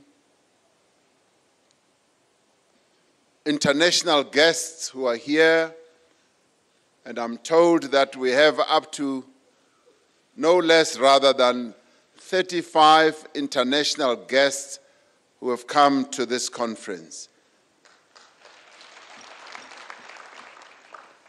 It might be possible that the SACP has done better than what the ANC has done recently to have as many international guests as 35. We welcome you to the shores of our country, those who have come from far and afield from other countries. Comrade delegates and friends who are here, Comrade Beki Nchalinchali, I'm glad that you clarified one issue about this issue of contesting for positions, particularly in relation of you saying that you don't contest against a particular comrade when you want to get elected. You contest their position. Now that clarifies for me, and therefore I am ready to contest the position of General Secretary of the SACP. You see, in that way, I worked so well and so long with Comrade Blade. If he's standing for election as General Secretary, if I stand, I'm not contesting against him, but I'm contesting the position. So watch out, Comrade Blade. I may just get nominated by a few regions here or provinces. So sizawuhlangana ebhalotini mina nawe ke. Comrades, on behalf of the entire leadership, and indeed the membership of the African National Congress, I bring you warm revolutionary greetings on this occasion of your 14th Congress. We are pleased as the ANC to have been honored with an invitation. We knew that this Congress was going to happen, and we kept waiting for an invitation because we didn't just want to gate crash. And we waited and waited, and I kept checking with the Deputy Secretary General whether the invitation did indeed arrive, and she kept on saying, Comrade DP, let's wait, it hasn't arrived yet, we will see whether it does arrive. But finally the invitation arrived, and so therefore we are honored to be here, but also to have this opportunity to participate in what we regard as the most important Congress of the SACP in a long time. Comrade Begi, you may well be complaining that at your Central Committee meeting, there were only 4 or so delegates or representatives from the ANC. But you know, when I checked at the policy conference, there were tens and tens and tens of representatives from Cosatu at ours. So you were very well welcomed. And we were very happy that Cosatu was at the ANC policy conference. So take heart from that. We love you so much, and we bring so many of you to come and attend. Comrades, your Congress is taking place at a critical moment for our country and indeed for the future of the people of our country. There is, we must admit, a lot of restlessness in our country as many of our people are pondering and asking themselves, how are we going to address the many challenges that face us as a country and as a people in relation to our politics, in relation to how we manage the economy of our country, particularly when we are now in a recession. They are also pondering and wondering, how are we going to address this whole question of the downgrading status that has been imposed on us? Our people are also wondering, how are we going to curb what they see as rampant corruption?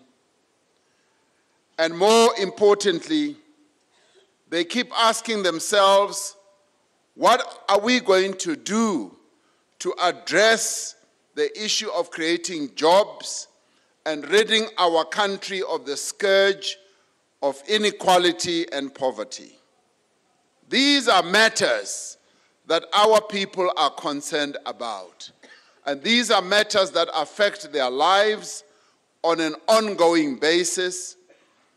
And it is in this context that your deliberations at this Congress, as well as the decisions and the programs that you are going to adopt, will have far-reaching implications for the direction as well as the character of the struggle for our national democratic society.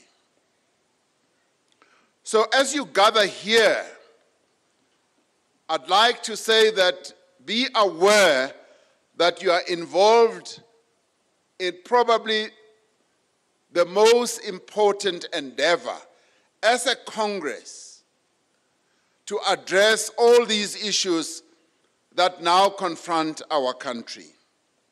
And given this context, one of the key tasks of your Congress must be the recognition of the need to weave together the revolutionary, democratic, socialist, and trade union strands of the broad liberation movement into a tight alliance of formations that have a common approach towards the national democratic revolution and its objectives. This Congress must tie all these formations together into a very strong strand that is going to continue to achieve the objectives of the NDR. For as long as we remember, there are people outside our movement who have sought to define the relationship between the ANC and the SACP. 23 years ago, in October 1992, one apartheid minister, Minister of Justice Kobi Kutsie, said that the ANC would be well advised and well served to sever, in other words, to cut its links with the Communist Party, and especially one Chris Hani. That is what Kobi Kutsie said in 1992. Medimpo Hani, kia udumedisa, kuboni umona, kudumedisa kapelo etshweu. A few months later, Chris Hani lay dead in a pool of blood in his driveway. By killing him, they thought that they would divide us. They thought that they would weaken us and possibly even destroy this relationship between the SACP and the ANC. But his death only served to bring us closer together and strengthen our resolve. While there is much that we do not know about the extent of the right-wing conspiracy behind Chris Hani's death, what we do know is that the enemies of our revolution have always seen the alliance between the ANC, the SACP, Cosatu, and now Sanco as one of the greatest threats to their efforts to hold on to the privileges that they have so long enjoyed. To this day, there are many who seek to end this alliance. Even within our own ranks, comrades, there are some who, for whatever reason, continue to question the value of this alliance, and in ways that one does not understand, seek to find ways to hasten its death. As we have done for decades, and as we continue to do, we must resist each effort to destroy this alliance. This alliance was built through blood and struggle, and it must continue and continue forever. That's what I would say. To destroy the alliance between the ANC and the SACP would be indeed a grave mistake to which history will provide no absolution. We will have committed a grave historic error. The people of South Africa would not forgive such a reckless act because their well-being and prosperity is inextricably linked and bound to the success of the NDR that we are both committed to pursue.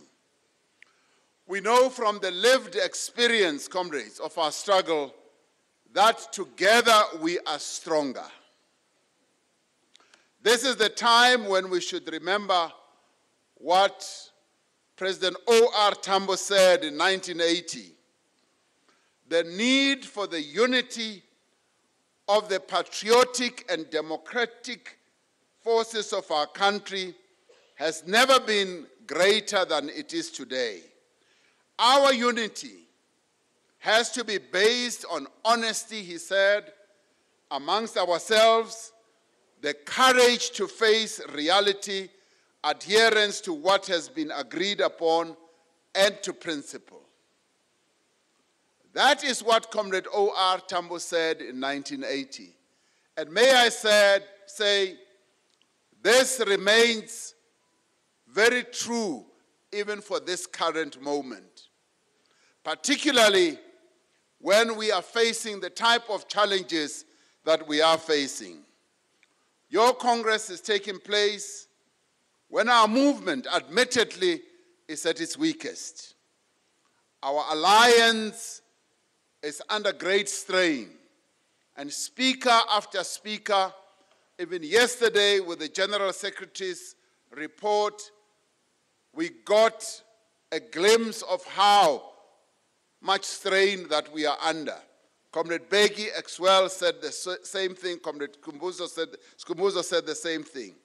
At no other point in the history of our movement has factionalism and division been so brazen, so pronounced, and so confident.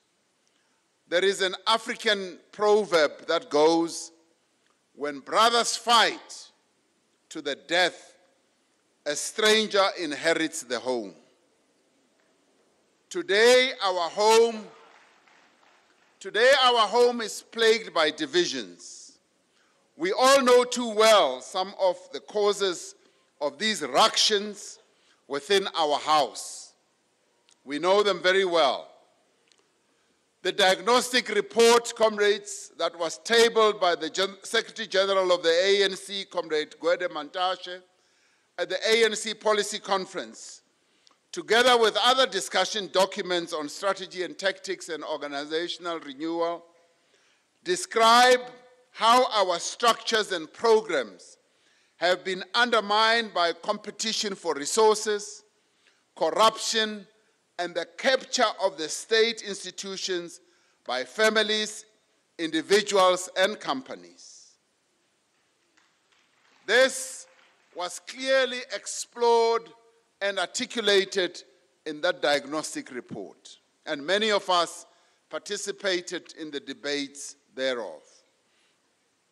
Even as delegates gathered to deliberate on these issues, more and more information was emerging about the extent to which our state-owned enterprises have been looted, how individuals in positions of responsibility have benefited from actions that at best can be described as being unethical, but at worst as being criminal. There is no single day, as we will all have observed as we read newspapers, that passes that we do not gain greater insight into a network of illicit relationships, of illicit contracts, deals, and appointments that are designed to benefit just one family and their associates. Yesterday, I was pained when I read a statement from a religious organization that was calling for action against what they see happening in the body politic of our country. And they said in their statement, this pained me, the Gupta email leaks paint a grim picture, they said. Billions of taxpayer money have been siphoned into Gupta-owned businesses without any benefit to the South African economy. State-owned enterprises like Eskom, SAA, SABC, PRASA, and so on are all hemorrhaging billions as a result of endemic corruption, gross incompetence, and maladministration. They continue, the Justice Department is also paralyzed. The NPA, the Hawks, and the SAPS are in disarray with several corruption investigations underway to determine leadership fitness. The full extent, they say, of government corruption is not known. This religious organization says. But what we do know is frightening enough. Corruption, fraud, racketeering, and the brazen theft of public funds are so widespread that barely a week passes without a news story emerging that exposes public sector corruption. More ominously, they say, is the fact that South Africa is losing its sovereignty. Besides Gupta control of many state enterprises, a growing list of foreign organizations are influencing social policy in the country, end quote. Now, when things like these are spewing out in our national discourse, we cannot turn a blind eye to these revelations, nor can we keep quiet. I heard accusations that the SACP, and particularly the General Secretary, had kept quiet on a number of other allegations that have been made. And I heard on television Comrade Blade Nzimande responding to that. We cannot keep quiet. We cannot, under the weight of ever more disclosures, become numbed to what this means for the country, for our people, and the national democratic revolution. We now know without any shred of uncertainty that billions of rands of public resources have been diverted into the pockets of a few. We also know that we, as taxpayers in this country, also paid for a lavish wedding that took place in Sun City. We also know that. These are resources that rightly belong to the people of South Africa. These are resources with which we were meant to build schools, we were meant to build houses, we were meant to build clinics. These are resources with which we were meant to support emerging farmers, small businesses, and cooperatives. These are resources that could have been used to fund higher education for the poor and to improve the quality of health in our country. Instead, they've been diverted into other people's pockets and companies, state resources. Should we remain quiet when all this happens? No, we cannot. And I am one of those who will not remain quiet. We cannot be quiet, comrades. This we cannot do because it is unacceptable and it should not be happening in our democracy. To many people, state capture may seem far removed from their everyday lives. Unfortunately and tragically, state capture has already had a profoundly damaging impact on our economy, on our state, and on the well-being of our people. We need to act now to prevent any further damage.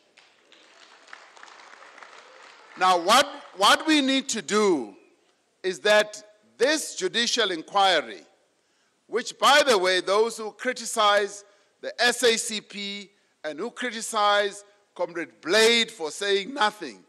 He was amongst the first to call for a judicial inquiry. And we are now saying this judicial independent inquiry must be appointed without any further delay. The house is burning. Let us appoint this judicial inquiry.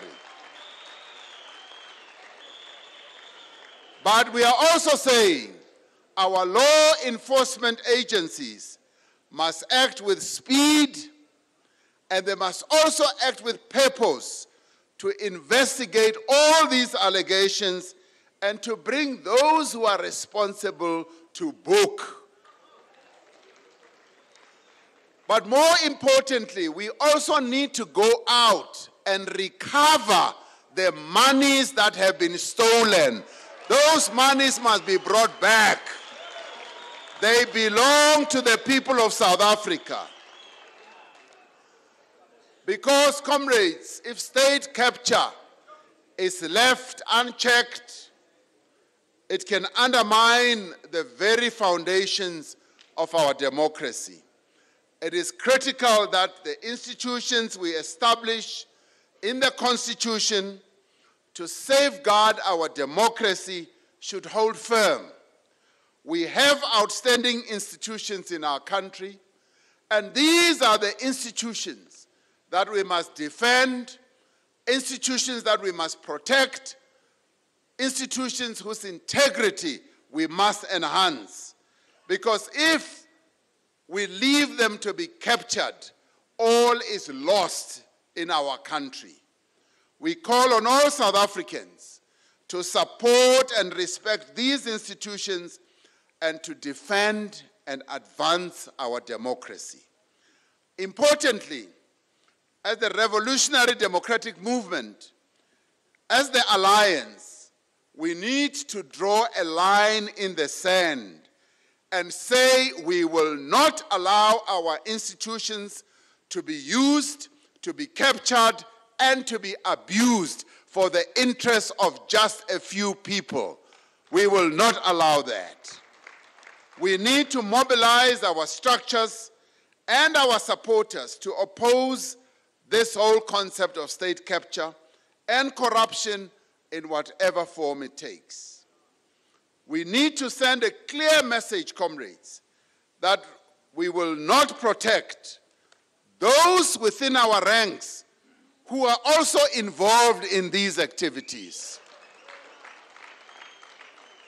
And we will not tolerate those who use our structures to defend these interests and misappropriate revolutionary slogans as a shield against critical scrutiny.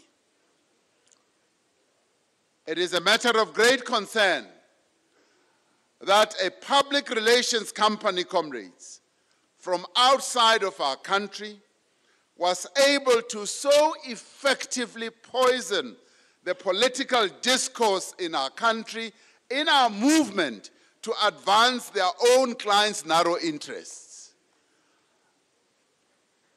It says much about our lack of political cohesion and ideological clarity that this company, Bell Pottinger, was able to manipulate some of our own political concepts to fuel divisions and confusion amongst us.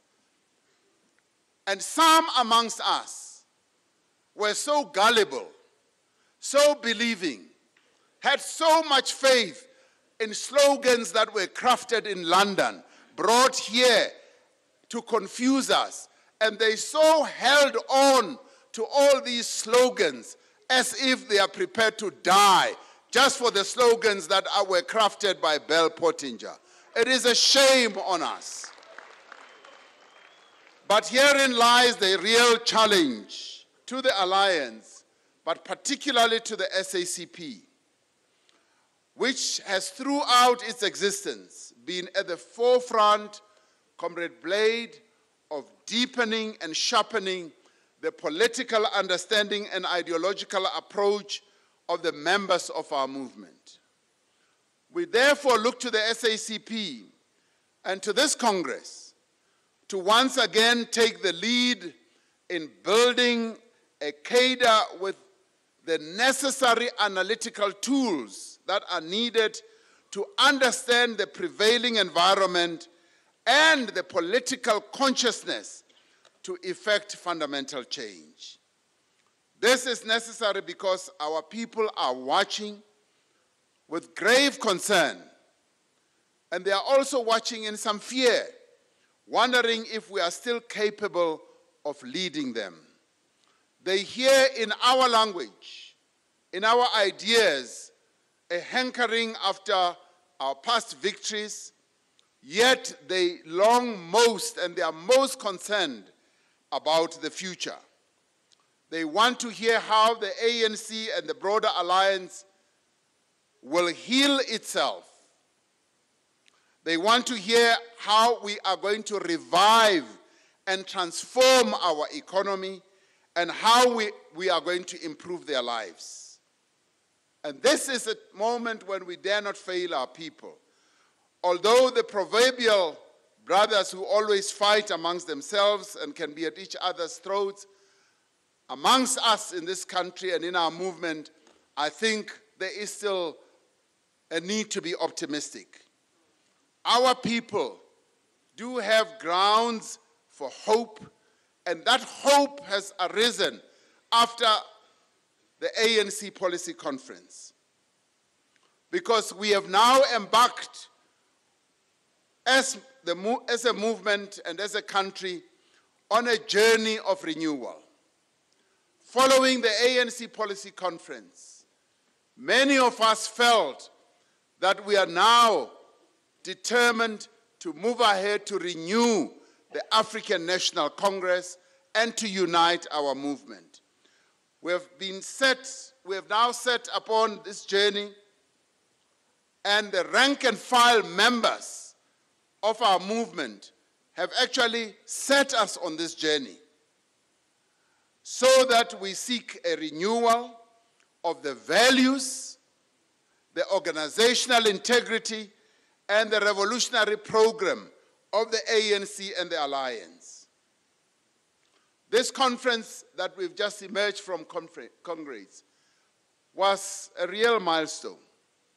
It was an important and a crucial milestone on this journey that we have embarked upon. It has established a platform for the renewal and the unity of the ANC and the Alliance. The delegates to this conference, were forthright in identifying the challenges facing the movement, and they were determined in their efforts to find solutions. Having been guided by a brutal analysis of our challenges through the diagnostic report and the organizational renewal and the strategy and tactics, where we took off all the gloves and spoke in real truth about the challenges that face us, I believe we've now emerged out of this conference, leading up to our conference in December, having built a platform that we now need to strengthen, to bolster this platform, and we see this Congress as being part of that strengthening of the platform that we need to unite our movement. This Congress, therefore, provides an important opportunity to build on that platform. It provides an opportunity for the Communist Party to provide leadership in determining a program to build and to unite the alliance.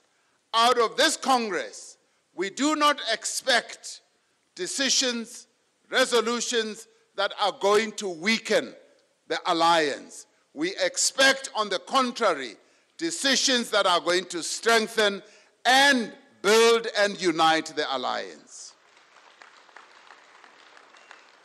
Now, this process clearly, comrades, must be based on shared values and a common strategic objective. It should not be based on anger. It should not be based on being short-termists, where we look only at the short term. It should be based on looking at the long term. But as we do this, we must also look at what we have achieved. What we have achieved is phenomenal. We have achieved a great deal that has advantaged our people in many ways. But what we also know is that there is still a long way to go. And this is the moment when friends do not part. This is the moment when friends unite to move forward with greater strength. This is the moment when we do not weaken ourselves. Yes, there may be amongst us, within the ranks of this Congress, where we are saying the SACP must now sue for state power. I know that. It has a wonderful ring to it. It has a wonderful ring that, yes, one day when we go to the union buildings, we must find all red flags at the union buildings with the SACP in power. Yes, it has a very tempting, alluring, a very attractive, wangathi ngaba mnandi lento if ingayenzeka. I know that. But comrades, we've got to face reality.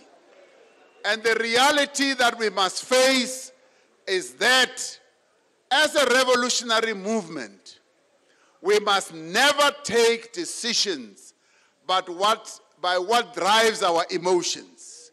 We must never take decisions out of anger because we are angry with the ANC for, having not done anything on corruption and so forth.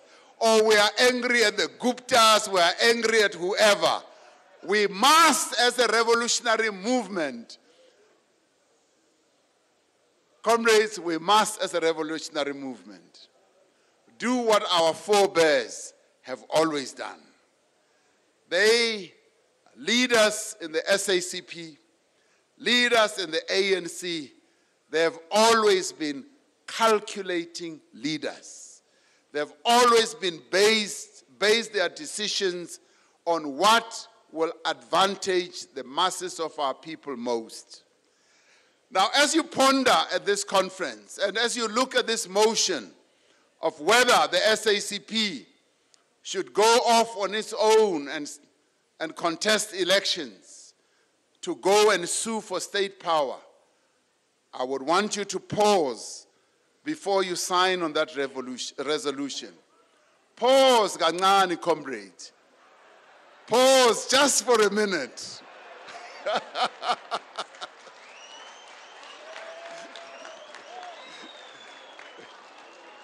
You can see, I am reading your mind. I know where you want to go. But I'm saying pause for a minute and ask yourself, are we better off united or divided?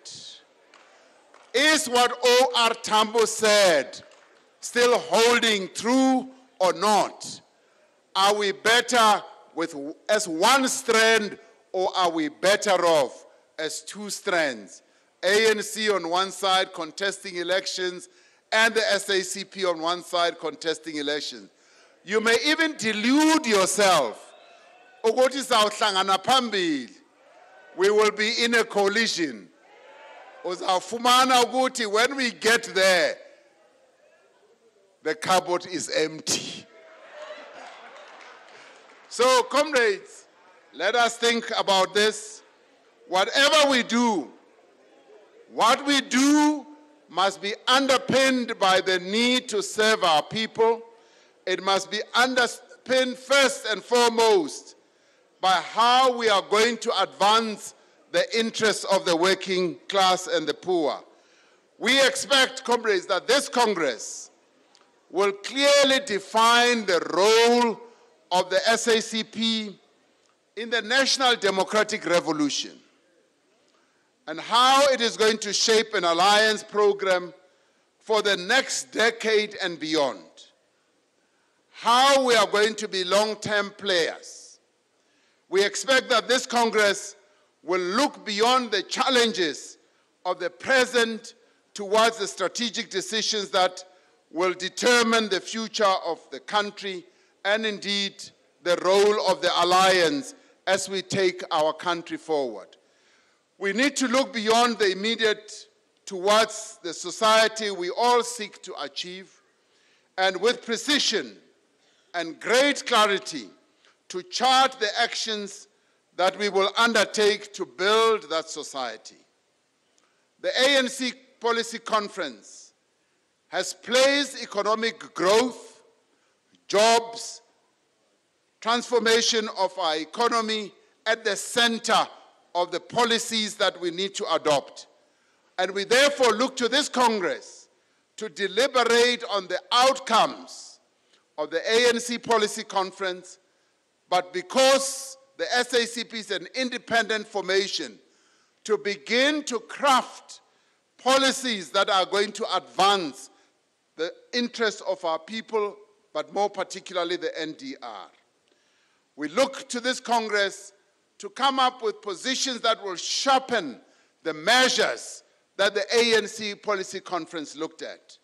The SACP needs to support and enrich the discussion that is now going to take place in ANC branches, as well as policy proposals before they are adopted by the 54th National Conference of the African National Congress. And we look to this Congress, comrades, to provide crisp, clear, and forward-looking positions that we need to take to reignite growth and create jobs. And when we do so, comrades, all we ask is that let us come with practical solutions. Let us go beyond slogans. Let us just go beyond just merely giving lip service to the issue of job creation.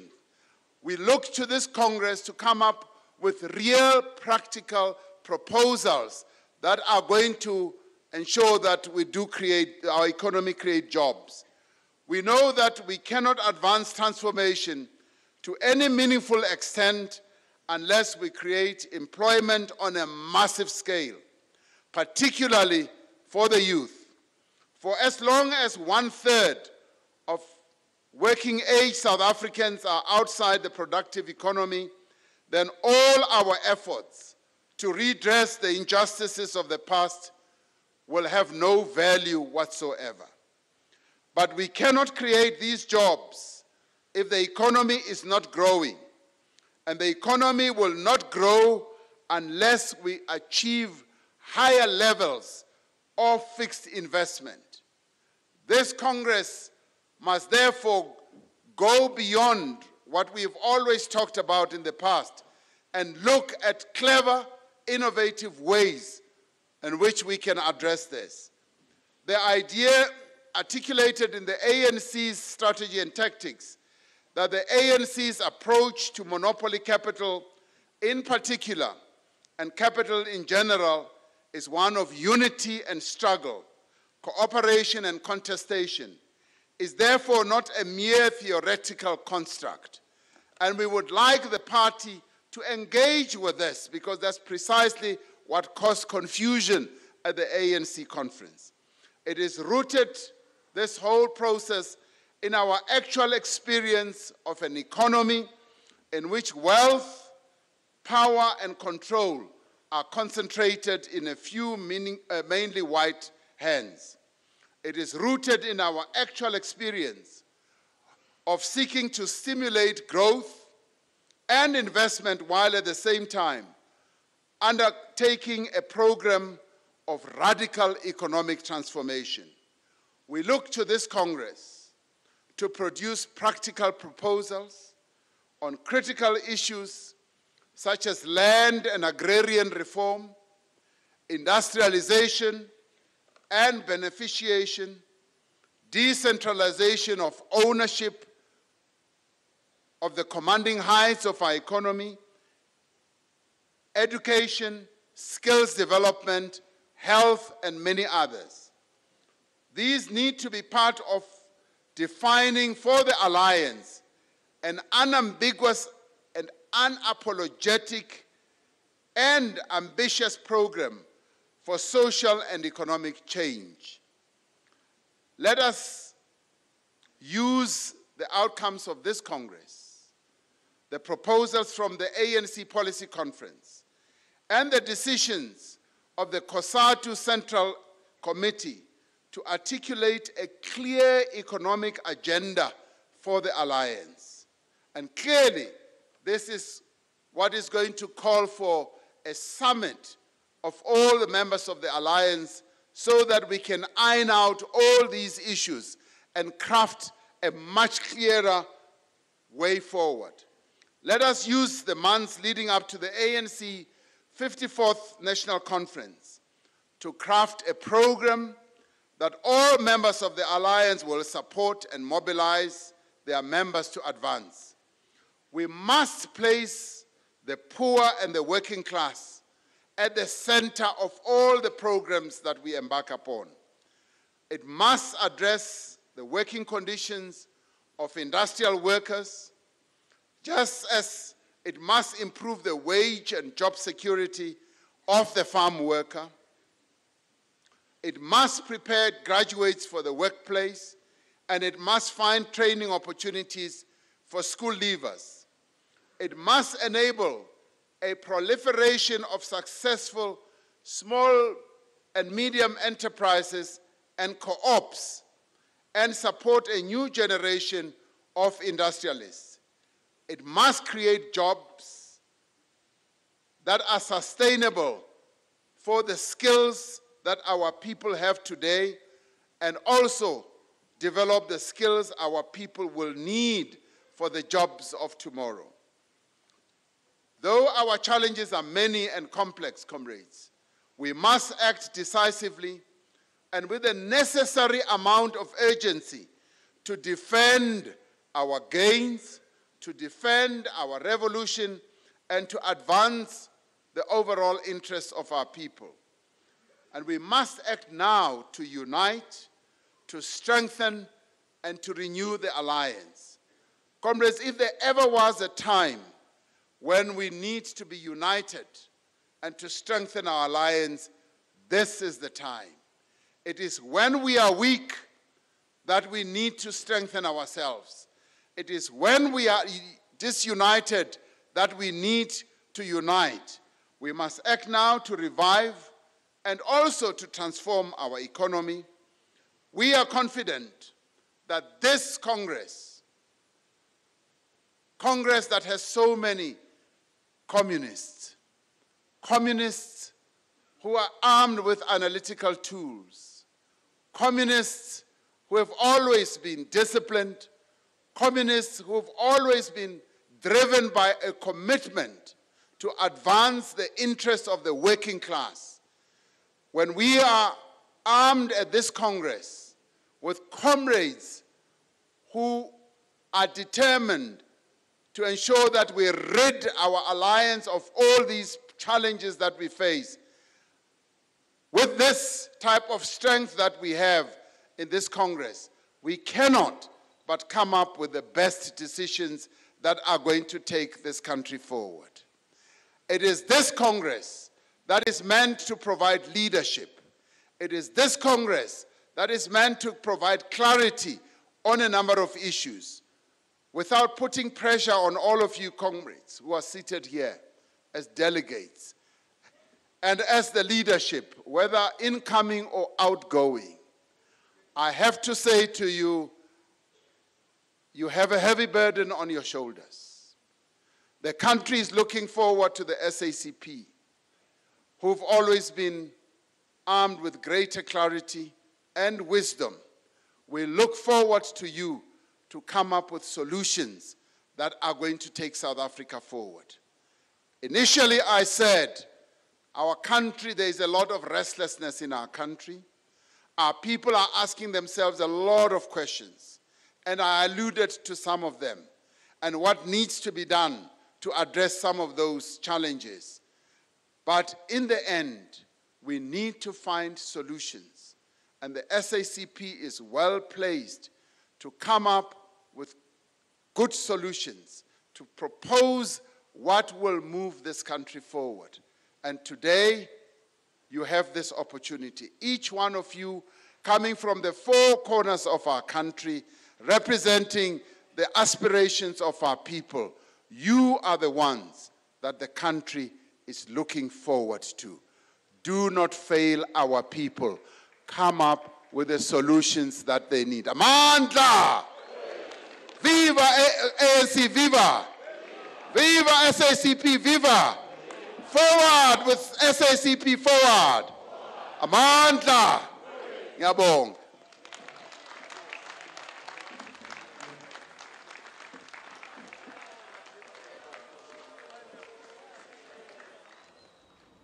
All right, live there from the SACP's Congress list.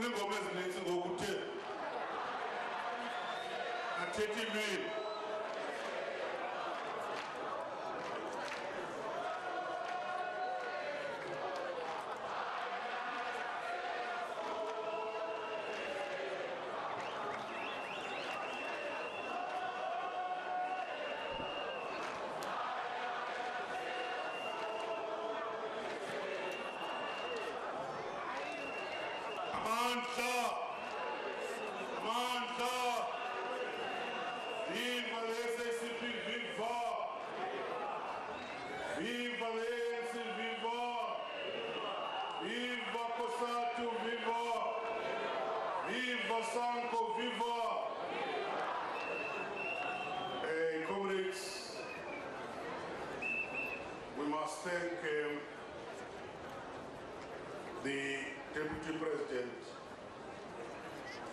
of the ANC, together with all the other speakers, the General Secretary of Cosatu, the General Secretary of Sanco, and the National Secretary of the YCL. The message is very clear. We must engage, come with solutions, no more slogans. Be it the jobs, whatever the issues, we now need solutions more than slogans. That's the message from all the speakers. Going to debate this issue of the state power, but we want solutions out of that. At this stage, comrades,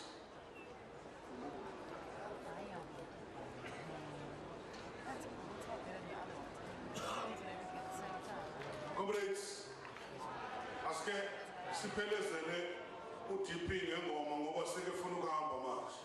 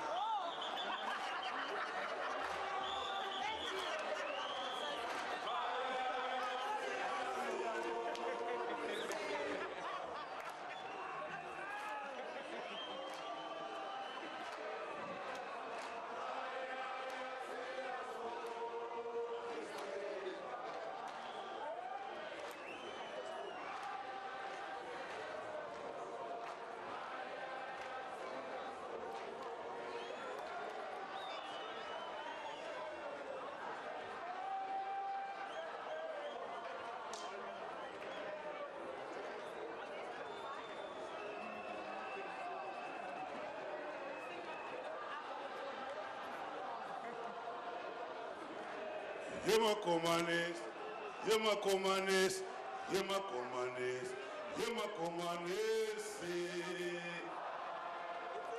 Oh yeah, oh yeah.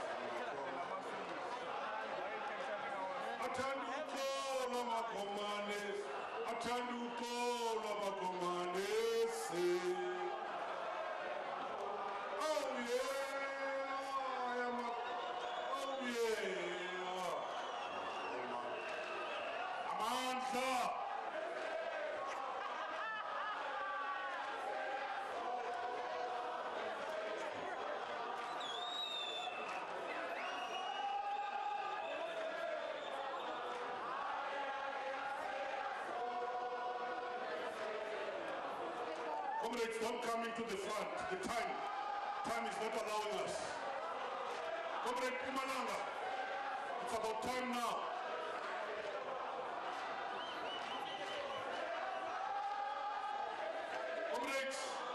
Comrades, go back.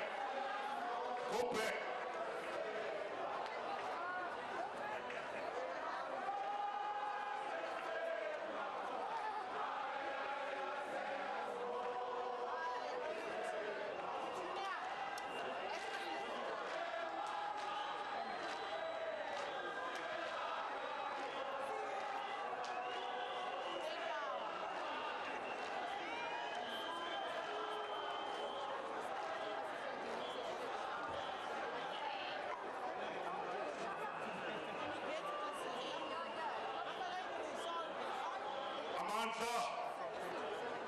Amandla!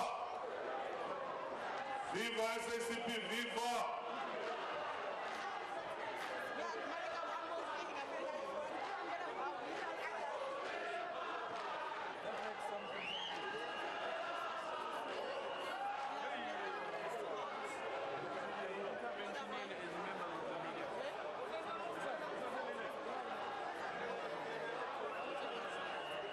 Comrades, we are continuing with our program.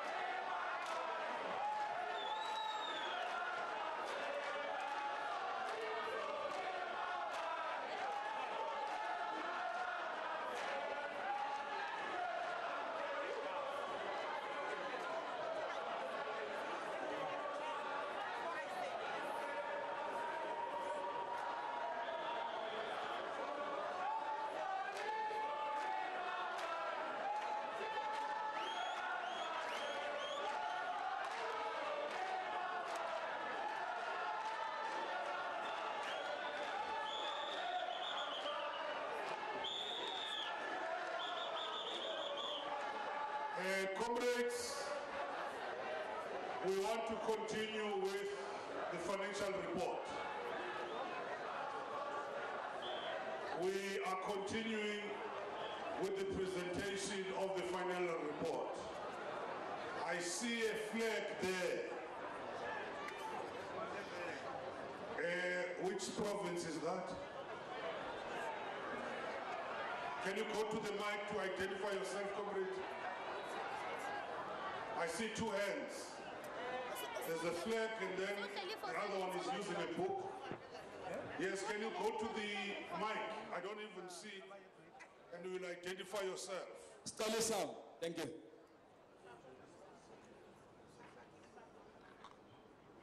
Thank you very much, Deputy Chairperson. Maybe before that, yes, I'm being reminded that we are now entering the closed session. We will therefore request the media to recuse us. It's a closed session. I will wait for the media to leave the chair, Yes, because it's I'll very give important. them 2 to 3 minutes.